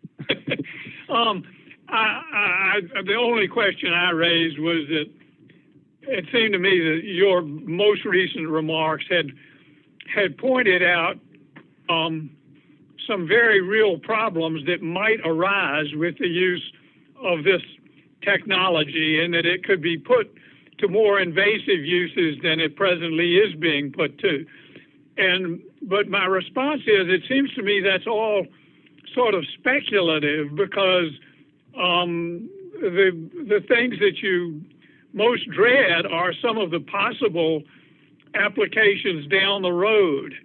And then you also seem to be concerned about the fact that this is the product of a contract with a private contractor, and maybe that's why you're particularly concerned about this, the degree to which a private contractor has entered into the formulation of the program. But I'm not sure why the existence of this sort of private contract would be problematic just as a presumptive matter. Thanks, Your Honor. Yeah, I think there are two responses that are related there. So first, the relevance of the private party, and there really is no private party in this case because the private party is acting as an agent of the government under Section 9883 here, and the BPD does not dispute that. And the district court appreciated that too. So for all purposes in this lawsuit, the analysts hired through the contract, et cetera, Mr. McNutt himself, are essentially the Baltimore Police Department. And I understand your concern that some of the concerns about the data are speculative, but with respect, I don't think they are, because under the contract, the BPD is collecting this information, and the BPD is arguing that the Constitution doesn't regulate how they handle it. And I think that's simply wrong, and it also points out that the important question when analyzing whether the collection of particular information under the Fourth Amendment is a search is what the results of that search could reveal, not what in fact it does reveal. And I think just going back to Carpenter, that point is made quite clearly, because what the government requested in that case was 7 days of location information, and it only got 2 back. And you could imagine many requests where you make 180 days of requests about location information and you get very little back. But what is at issue is when you collect that kind of information, and now it is in government hands, unregulated by the Fourth Amendment, what could that reveal? And I think it's very clear that it can reveal the movements of individuals over time, and that those movements are protected by the Fourth Amendment. Even on a public street? Even on a public street. And Your Honor, I think that even before Carpenter, there was an indication from the Supreme Court that people's movements in public were not categorically unprotected under the Fourth Amendment. In Knotts, the court talked about movements from one place to another, and then the Carpenter court sort of cabined Knotts by calling it as a case about a discrete automated journey.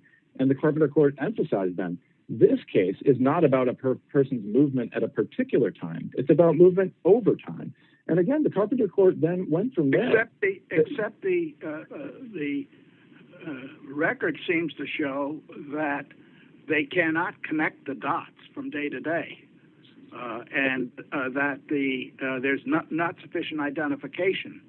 And it seems to me that it's a little bit like the police have a witness statement of a bank robbery, and the witness says, I saw a man leaving here, and he went down left the bank with a gun and went into a 7-Eleven. Well, then they look on the tape and they see a dot that went from the bank to the 7-Eleven. But the data doesn't prove that. They needed the witness identification to prove that. And the data collected here is non-individualized, and it can't be massaged to get any more information. No matter, they can't heighten the sharpness of it. They can't get any more data out of it. As they point out, it is just a collection of movement of dots and squares. But the movements, Your Honor, is exactly what Carpenter says is protected. And again, I appreciate when you look at the map. That's such a generalized reading of Carpenter. That is what Carpenter, because they talk about all kinds of surveillance. That, for instance, they talk about the fact that this does not even address poll cameras. With respect to our poll cameras, don't implicate movement as well. And just a minute, Mr. Just a minute. I'm speaking about Carpenter. The Carpenter court focused on the fact that this was perfect surveillance of an individual, and it was unexpected surveillance, and that people expected privacy, but it was individualized. The difference between Carpenter and here is the data collected is not individualized to any car or any person. Well, Your Honor, it's collective en masse, and the fact that it requires a little bit of work, which is written into the contract as one single program, in order to make sense of an individual movement, does not mean that it is anonymous. And again, I'm sorry I keep going back to this, but the BPD would not be doing this if they couldn't make sense of the data to identify people. Carpenter was, it did involve a request for an individual phone number's information, and I respect that is a difference between this case and that one. But the study in the record makes clear that movements are unique, even over a short term. The study that we cite in the record that the government declined to contest at the PI stage. Again, just to rewind the tape a little, we filed this lawsuit before the planes went up. And so the record that is before the court now is the contract itself and the promises that the contract makes, not anything that's happened in the interim. The fact that movements are unique is in the record. That's in the study. And that's also an implication of Carpenter, for sure. And so I think the idea that these are just anonymous dots moving around is really belied by the contract. It's belied by the record when Mr. McNutt says that they can't reliably track individuals across days rather than categorically rejecting it. And I think that was a conspicuous omission by Mr. McNutt. And it was intentional because it absolutely is possible for the BPD to use that information. And for purposes right now, it is irrelevant whether they're actually doing that because what they have in their hands, and perhaps it's in the hands of this private entity, but for the purposes of this lawsuit, that entity is the BPD. They have a database of location information that will allow them to examine the movements of individual dots and then derive identifying information about those people and derive private and personal information about those people. And that is why this program is a search under the Fourth Amendment. All right. I think we can let you have a break, Mr. Kaufman. Thank you, Your Honor. Ms. Simonson. Good afternoon, Your Honors, and may it please the Court. The plaintiff's appellants face two insurmountable hurdles in this appeal.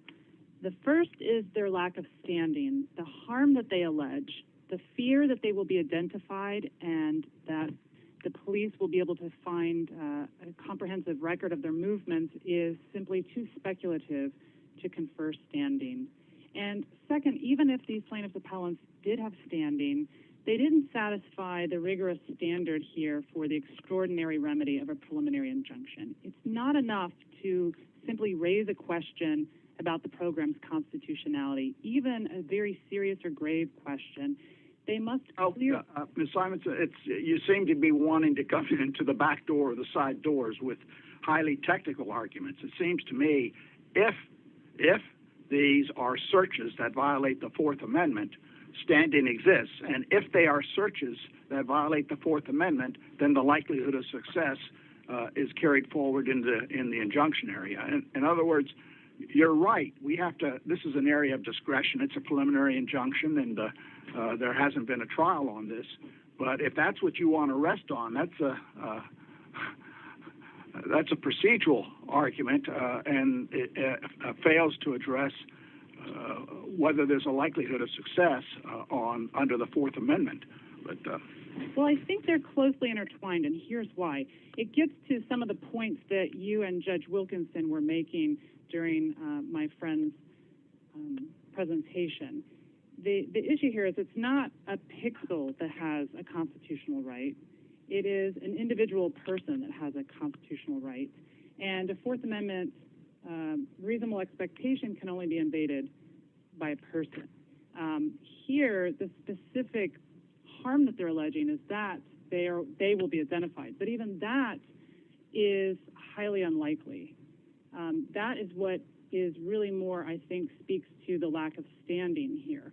Because as this court has recognized, if the alleged harm is one that follows only after an attenuated chain of possibilities, then it's too speculative to confer standing. And it is true that the analysis that one would do to determine whether the harm is specific enough or imminent enough is very similar to the analysis you would do as to whether there is any invasion of a reasonable expectation of privacy. If the police parked a vehicle outside of my house and aimed a listening device at my window, and I understand the technology exists that they can understand conversations within the room, and they do that from the street, and they listen for 3 days in a row to what we're saying in the kitchen. Is that, do I have standing to challenge that? Even though I've not been indicted or I've been, in other words, they basically invaded my privacy, didn't they? Yes, but in that case, there's no question about what the harm is and who is identified. What is the harm in that case? Well, the harm is that the police are able to obtain personal identifying information about you. Here, there's... Yeah, but that's the argument that the appellants are making in this case. I mean, it seems to me it begs the question, if they state a good claim, then they've been harmed, right? If this is an unconstitutional search, and they are one of the persons that have been searched, then they have harm, don't they? Well, the problem is, and what they assert in the reply brief, is that the mere collection of aerial photographs... Except it's the collection of data, that's the search. Right. Well, I think they say two different things, and it's important for standing to be clear about what is the alleged harm. In their complaint, they assert that the alleged harm is that they'll be identified and that their movements will be revealed. That, just as a matter of fact, whether or not that establishes an invasion of a reasonable expectation of privacy, what we're saying as respects to standing is that, just as a matter of fact, that is not supported by the record before the court or even the allegations in the complaint based on what we know about how the program operates. And again, you can view this as both a lack of standing or as the failure to establish clearly... Hey, let me ask you this, counsel. Judge Niemeyer was pursuing a line of inquiry, and I think quite rightly that the question is here, what individualized information is being collected? How much do we learn about a particular dot or a particular dot's movements from this program? How much do we learn from an individual about an individual from this surveillance? Just answer that. What individual information is collected? Well, nothing is revealed by the actual photographs themselves, as has been established already. The photographs, and you can see examples on pages 39 and 40 of the joint appendix, don't reveal anything that could ever identify an individual or a vehicle. And as Judge Niemeyer all right, but what information would the examination, what individual information would the examination of the photograph lead to? If by examination you mean just the photograph, looking at it itself, nothing. There's no amount of massaging, as Judge Niemeyer said, that could be done to clarify the picture anymore and identify someone. What the BPD hopes will be useful about these photographs, and this is why we're doing the pilot program, is to test this, it's not confirmed, is that by looking at sequential photographs over time, analysts can track the movement of what appears as an anonymous dot, an individual that's yet to be identified, and see if that person goes past a traditional ground-based surveillance device. And it is only by using the conventional ground-based device, things like surveillance cameras or red light cameras, things that already existed before this pilot program began. Only through the use of those devices could the police even attempt to identify. Okay, so what you're saying is that the utility of the program depends on using the photograph as a jumping off point for more traditional techniques, more traditional observational techniques on the ground. That in and of itself, the information collected tells you very little, if anything. But where it is helpful is in leading to is in leading to other observational patterns or observational techniques that would identify an individual. But how do you figure out which individual you want to, let's say, surveil or stake out?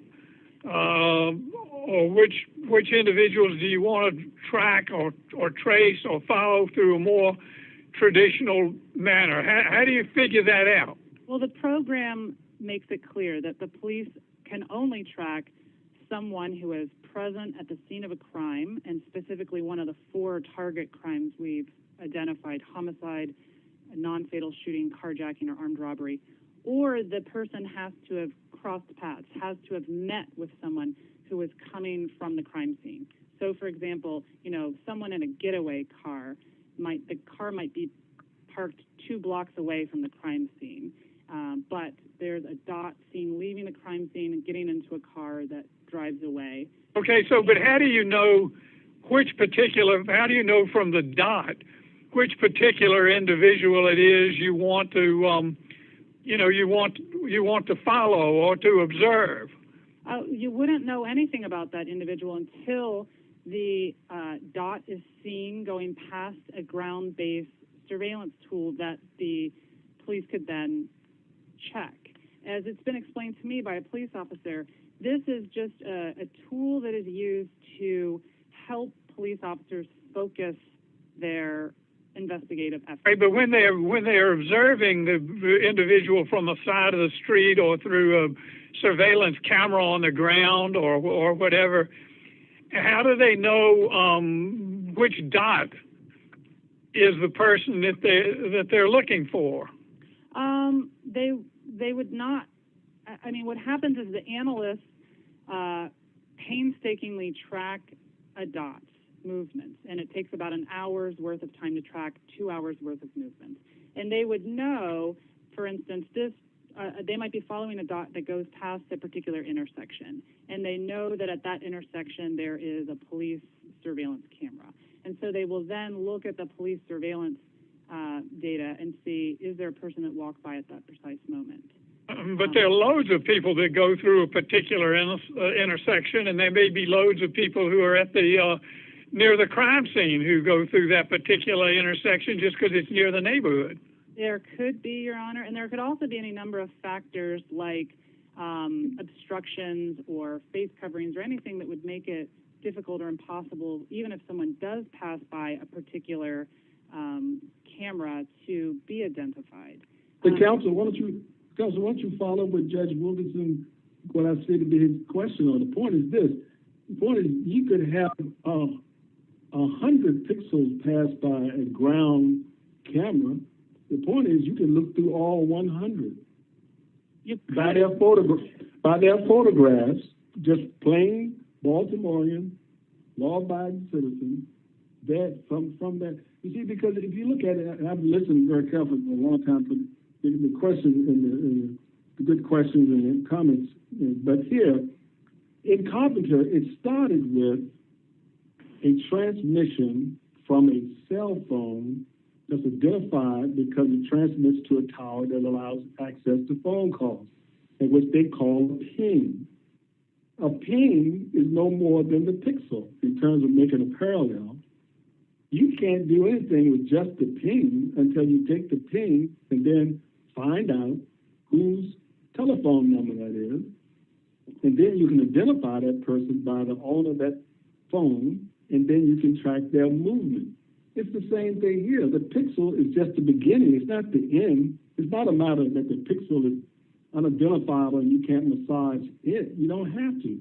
It's exactly what happens. You integrate it so that from the pixel, you find ground locations where there are cameras and say, let's, for example, crime scene. And by the way, you're not limited to a crime scene. The record is clear that you do this about 90% of Baltimore is under this surveillance. 90%. But for 12 hours. But wait a minute, for 90%. So you decide, for example, that 25 people were in the vicinity of a crime, for example, so that you can search every little search meaning follow those pixels around until you can get a photograph.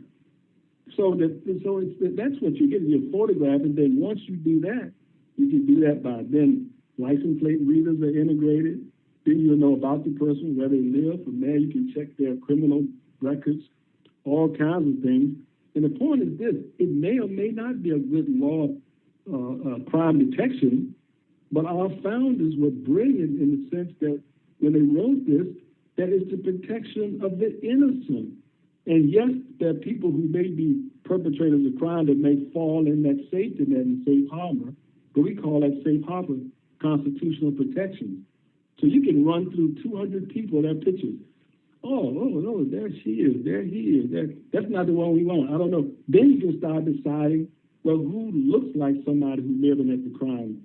That's when you start getting into race, for example, gender, what they dress like. That's where they're to say that this pixel is just like the ping. It's the jump off point.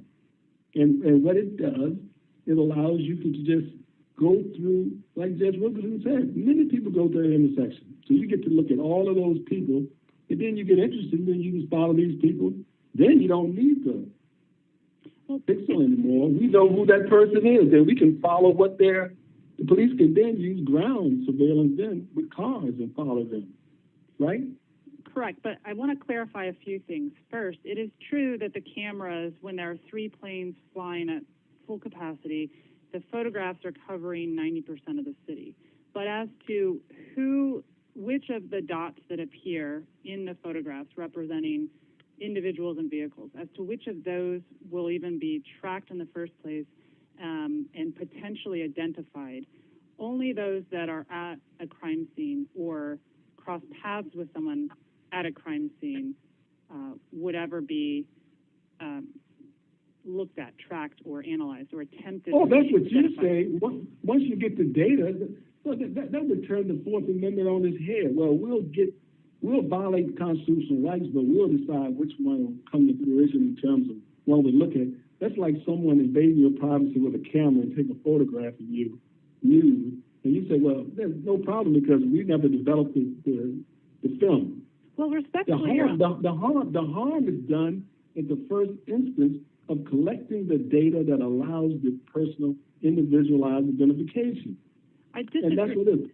Well, I'm sure you disagree, but isn't it true that this pixel clearly and easily turns into a photograph of individuals in Baltimore who have nothing to do with crime? Yes, nothing a snapshot. at all. Yeah, absolutely it could as a snapshot in time, but that does not implicate the Fourth Amendment. The Fourth Amendment has never said, the Supreme Court has never said that the Fourth Amendment prohibits observation of movements in public over a short period of time from point A to point B. So even if the police are able to pull footage from a surveillance camera and see 20, 25 people go by, that's all the information they have, is that at that moment in time, these 25 people were there in a public space, by the way. This is not a program that would allow police to look into private residences or private buildings. I suppose every investigation in its initial stages, or many investigations in their initial stages, cast something of a wide net. Absolutely. And there's a lot of information that the police collect that they never make use of, and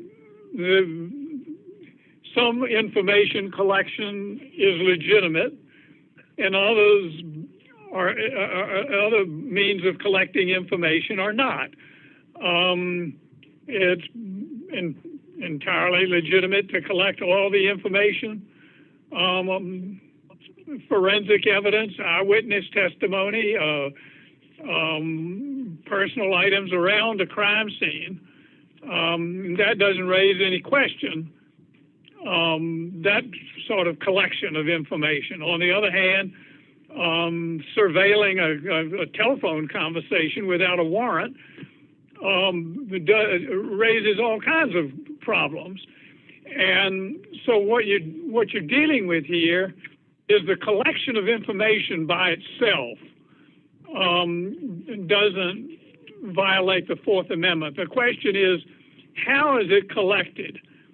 And your argument, as I understand it, is that it's collected in one of the narrowest ways possible. But that's your argument. The question I have has this program yielded some real world results? I mean, is it the kind of thing that you have some tangible law enforcement benefits to show for it? Your Honor, the record as it was before the district court didn't have anything, of course, because the program hadn't resulted. I can tell you that publicly... And you don't have the record now, do you? Correct. The police... Right. That's what I'm saying.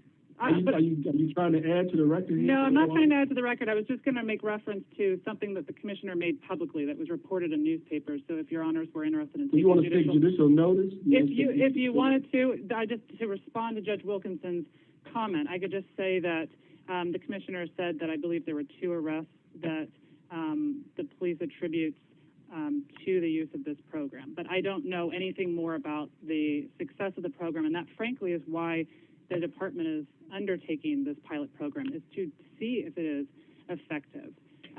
But it is generally true that movements in public do not implicate a reasonable expectation of privacy. It is true that in cases such as Jones and Carpenter, the Supreme Court said that if there is a certain quantum of data that the government obtains over a long period of time that reveals enough information about a person's movements, then you might trigger the Fourth Amendment. But we don't have that here, and the limitations of the program, most notably the 12-hour gaps in the flights.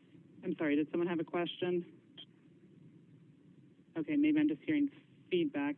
But the gap in the collection of data, the flights taking photographs, and the limited resolution of the photographs, which makes it impossible to know, for instance, if a pixel representing an individual goes into a building, whether a... Counsel, can you respond to this question? When you talk about the 12-hour gap, isn't that really, it's sort of a, anyway, I won't characterize that, but the question is this. 12 hours, it makes no difference, because once you, let's say at 9 o'clock in the morning, you get a pixel of a person, correct? Now, okay, 9 o'clock in the morning, and you then follow that pixel for whatever reason they want, really. PSS can do whatever they want. We don't know what they might do it, but they have it. They have that. And then they locate a pole camera where you pass through, or many people pass through anyway. And once they have that, and identifiable information like a license plate number or face recognition type identification, which we have now in many ways, license plates, photographs are uploaded and sensors can be used for facial recognition, so you can match that and integrate with data. Once I know who you are, I don't need any more aerial surveillance for your movement. I can quite easily know your movement to detail. So this is very detailed, because I said, okay, that's John Doe, because I found that out by his license, by his driver's license. And then I know where he lives. So now we can just follow him. See, that's the red herring of the argument. Oh, this is just a short period of time. No, it's not. That image or that pixel is the beginning of following you quite individually and deliberate for the next 6 months if they want. Well, that's the thing. Isn't that true? Isn't it true that from that 9 o'clock in the morning pixel, they can then get the information as soon as you hit that camera, which could be 1 minute later or 1 hour later, whatever. They have enough information from that to locate where you live, who you are, what your race is, gender, everything, and then just follow you. Is that not true?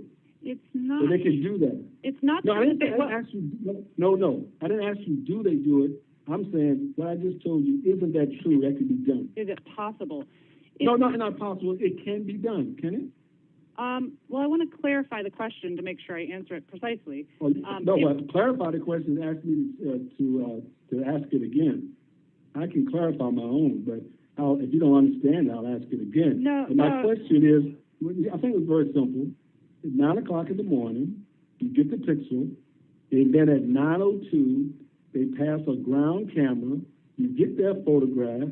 You can use facial recognition, or if it's a reader of a license plate, you just call DMV, get their address, their name, everything, and then a police car or whomever it is can just follow you individually. Is that correct? You cannot do that, Your Honor, and here's why. Tell me why. Because the program is not a real-time tracking. So it is true up to a point. What you said about they could pick a pixel that represents an individual and look back at a photograph that was, I see my time has elapsed, but if you don't mind. I can't imagine. You've gone on for about the other side went a long way. You're fine. Go ahead. I apologize. That's the first bell I heard. But anyways, because it's not real-time tracking, the photographs aren't necessarily retrospective looking. So it is true, as you say, that police could look at a pixel, look at a dot, and see that that's a person coming out of a house on a date in the past, and then see that that person in the past went past a ground-based surveillance tool, like a poll camera. They could then pull the information, as you said, that's available on the poll camera from the footage. But they could not send a cop out there and follow him because it's in the past. Who knows where he is now? And that's... Wait a minute. You missed something there. You mean to tell me once they find out by your reader, if you're in a car, for example, you get in a car, and if a reader comes through, they can't find out who you are by reading your license plate? No. Oh, I think I misunderstood. I understood you to be saying at the moment he passes that poll camera, police would know where he is and could immediately follow him. No. Okay. It's about identification.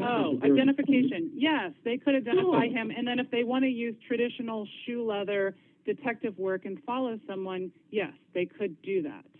Right, and that's for any individual who becomes a pixel in their data collection. That's for anyone who becomes a pixel. Anyone. But Your Honor, it's no different. They could already just pull footage off a poll camera that is near a crime scene or a suspect's house and get that same information and then use traditional surveillance techniques. But I do also need to clarify one other thing. Technologically, yes, that could be done. But under the memorandum of understanding as to how the police have agreed to use this technology, what you described would not happen unless it was clear by some sort of ground-based surveillance tool that from the beginning, the person that they were tracking was in fact someone who had been present at the scene of a crime, specifically homicide, non-fatal shooting, carjacking, or armed robbery, or had crossed paths with... But that's the beauty of our Constitution. You can't make a contract. You can't violate Fourth Amendment and make a contract that you were going to use it in a limited way. The violation occurs if it's a violation already. Well, and just like I said, you're saying, oh, well, we got it, but we'll agree not to use it. That's the beauty of the framers. They don't leave it to the government just to decide, I'm going to put this in archival footage. It is the data collection itself that is the violation that allows the movement, it allows identification. It's not that you can say, oh, yeah, well, we contracted to limit ourselves. No, the Constitution already did that 270 years ago.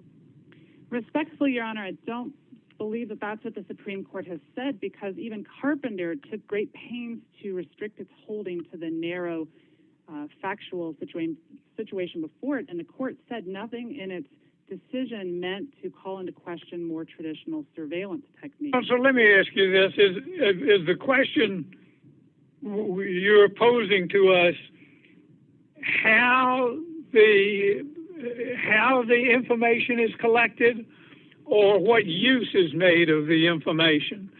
And as I understand it, the focus of the case today is on how the information is collected.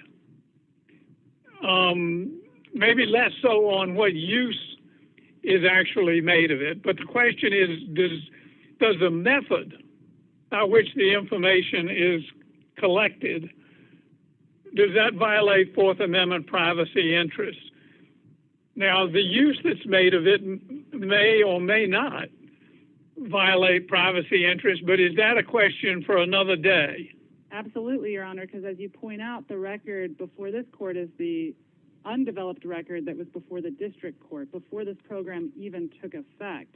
But there's a danger here, is there not, of going too far afield, and we don't want to bless a whole lot of uses of the information, which might be quite damaging. So I thought that the narrow question posed to the court requires focusing on how, by what method is the information collected, and does that method of collection violate constitutional privacy interests? And I thought that the uses that may be made of the information or that may not have belong to another day and a fuller record and some other things. Is my understanding of it correct? I think that's a fair characterization, yes. Well, it's got to be because poll cameras collect pictures of everybody. Correct. Just like Judge Gregory hypothesized. And the government could take those photographs and start stalking you just like Judge Gregory said. So it's not just the collection of that data that we, it's a more complex problem. But the poll cameras are collecting data every day. Every day I walk out to get a sandwich, I'm on a poll camera. That's correct. And I don't understand the plaintiffs to be saying that they would be concerned if the police department was taking aerial photographs of everyone and just doing that alone. Their concern is being identified. But as you point out, with poll cameras, these are all conventional-based surveillance tools. It's just a matter of using them in a different way. The only thing the photographs here do is help police use traditional ground-based devices in a more efficient way. And as Judge Wilkinson pointed out, Baltimore is beleaguered by violence. We are facing unprecedented rates of homicides. That police are using a technology to aid in observations of movements in public does not convert this surveillance into a Fourth Amendment search. The Supreme Court has never equated efficiency with unconstitutionality. Isn't it efficient to try to get cell phone numbers from people from that ping? That's efficient. You think Carpenter wasn't faced with you think the Supreme Court didn't realize that if you allowed this, it might help crime detection and enforcement? Absolutely not. But I think the difference, Carpenter is distinguishable in a few ways. First, as Judge Niemeyer has emphasized, the court was really struck by the encyclopedic record of a person's movements, that particular type of data, historical cell site location information, was able to provide about a person's movements. In that case, they emphasized that there was an average of 101 data points per day, and that even when the phone is not being used, as long as it's turned on, it's constantly creating data points that gives, it converts the phone almost into a tracking device. How many data points do you think does TSS get per day? I don't know how we would define data points, but if we're talking about... You had no problem with defining it for Carpenter. What was the data point for Carpenter? Well, there, I guess it was the pings, that would allow you to... Exactly. Right. That's what your ping is. That Carpenter's ping is your pixel. I don't think the ping is... It has to be. I think that pixel, it would be more like saying it's the hit on the traditional ground-based surveillance, because that's the only time you can identify someone in particular at a particular place. Before they hit a ground-based surveillance device, they're just an anonymous dot. Okay, what about the ping? Before the ping means nothing until you go to a phone provider to find out who owns it.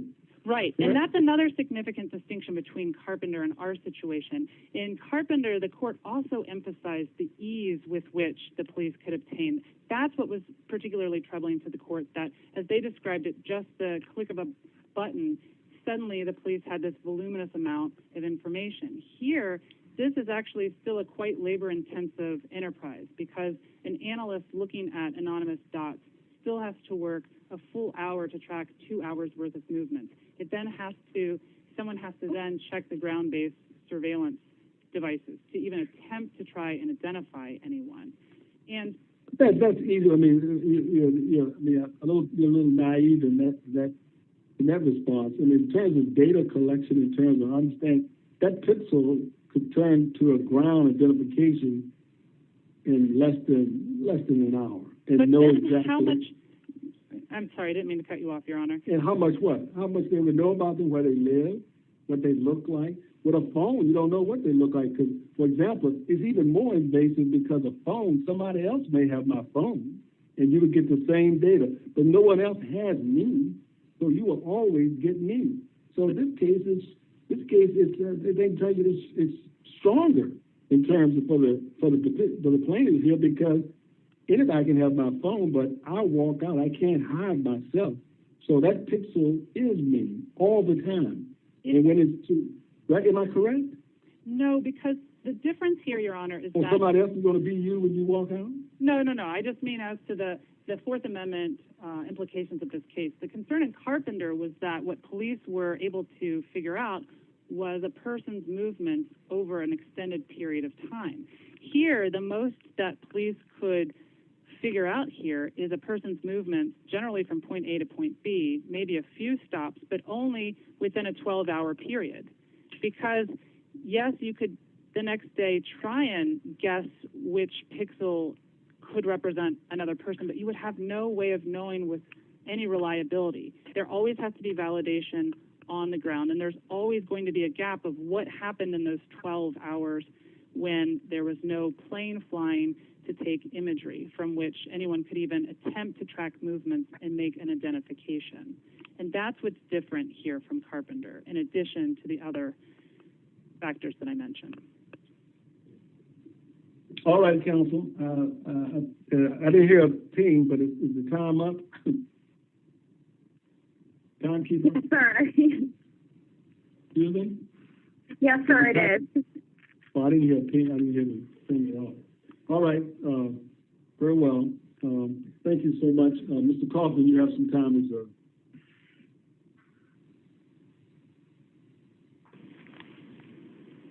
Thank you, Your Honor. I just want to make a few quick points in rebuttal. So if there were any doubts about whether the record shows this program will identify people, the government just dispelled them.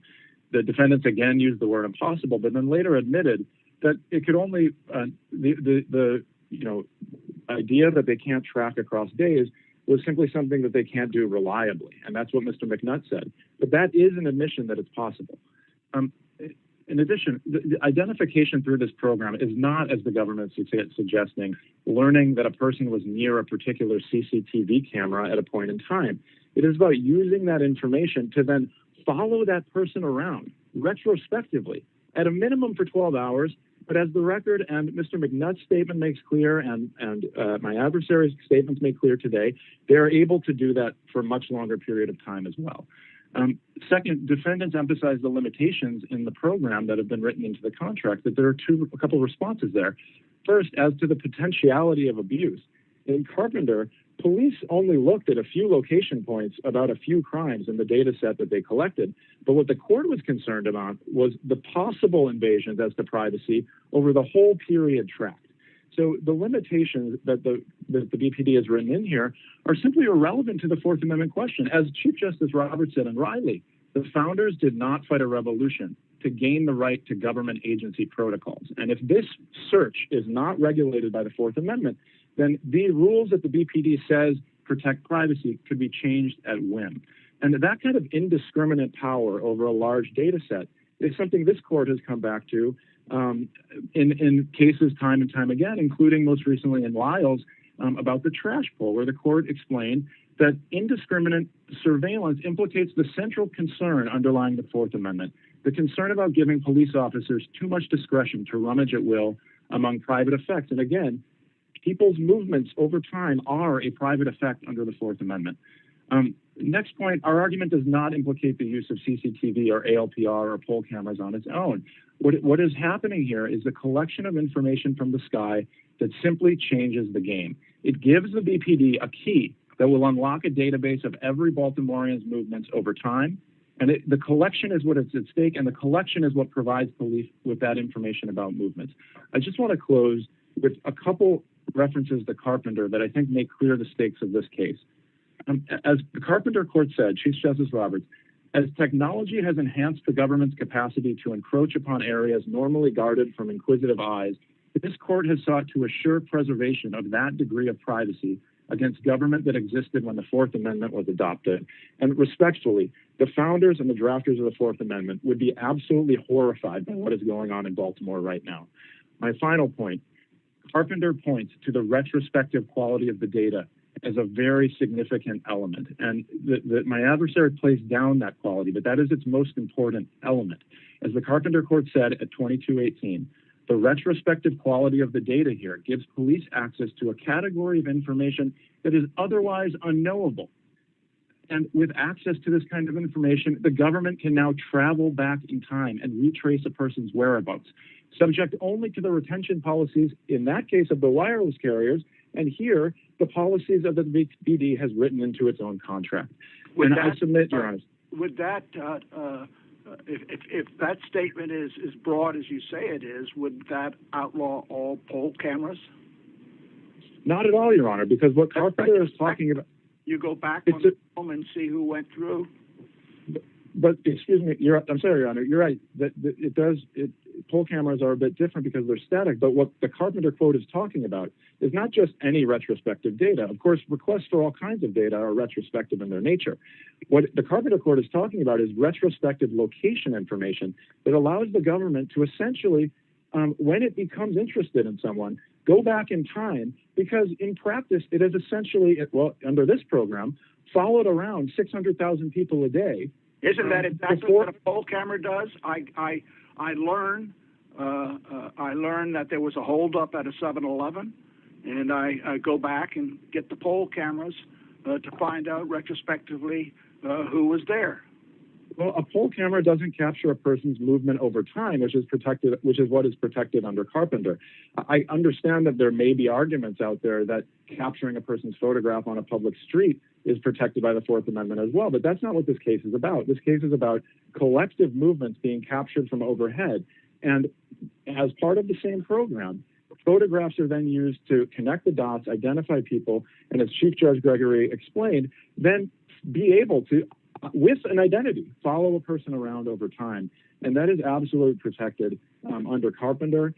This program violates the Fourth Amendment, and I appreciate the court giving us so much time to talk about these issues today. And with that, I think... Thank you, counsel. And I want to thank you both. We appreciate it. I'm sorry we can't come down and greet you as we would in our normal, wonderful Fourth Circuit tradition, but know that nonetheless, we very much appreciate your arguments in the case. And thank you so much, and I'll ask the clerk to adjourn court for today. This honorable court stands adjourned until tomorrow morning. God save the United States and this honorable court.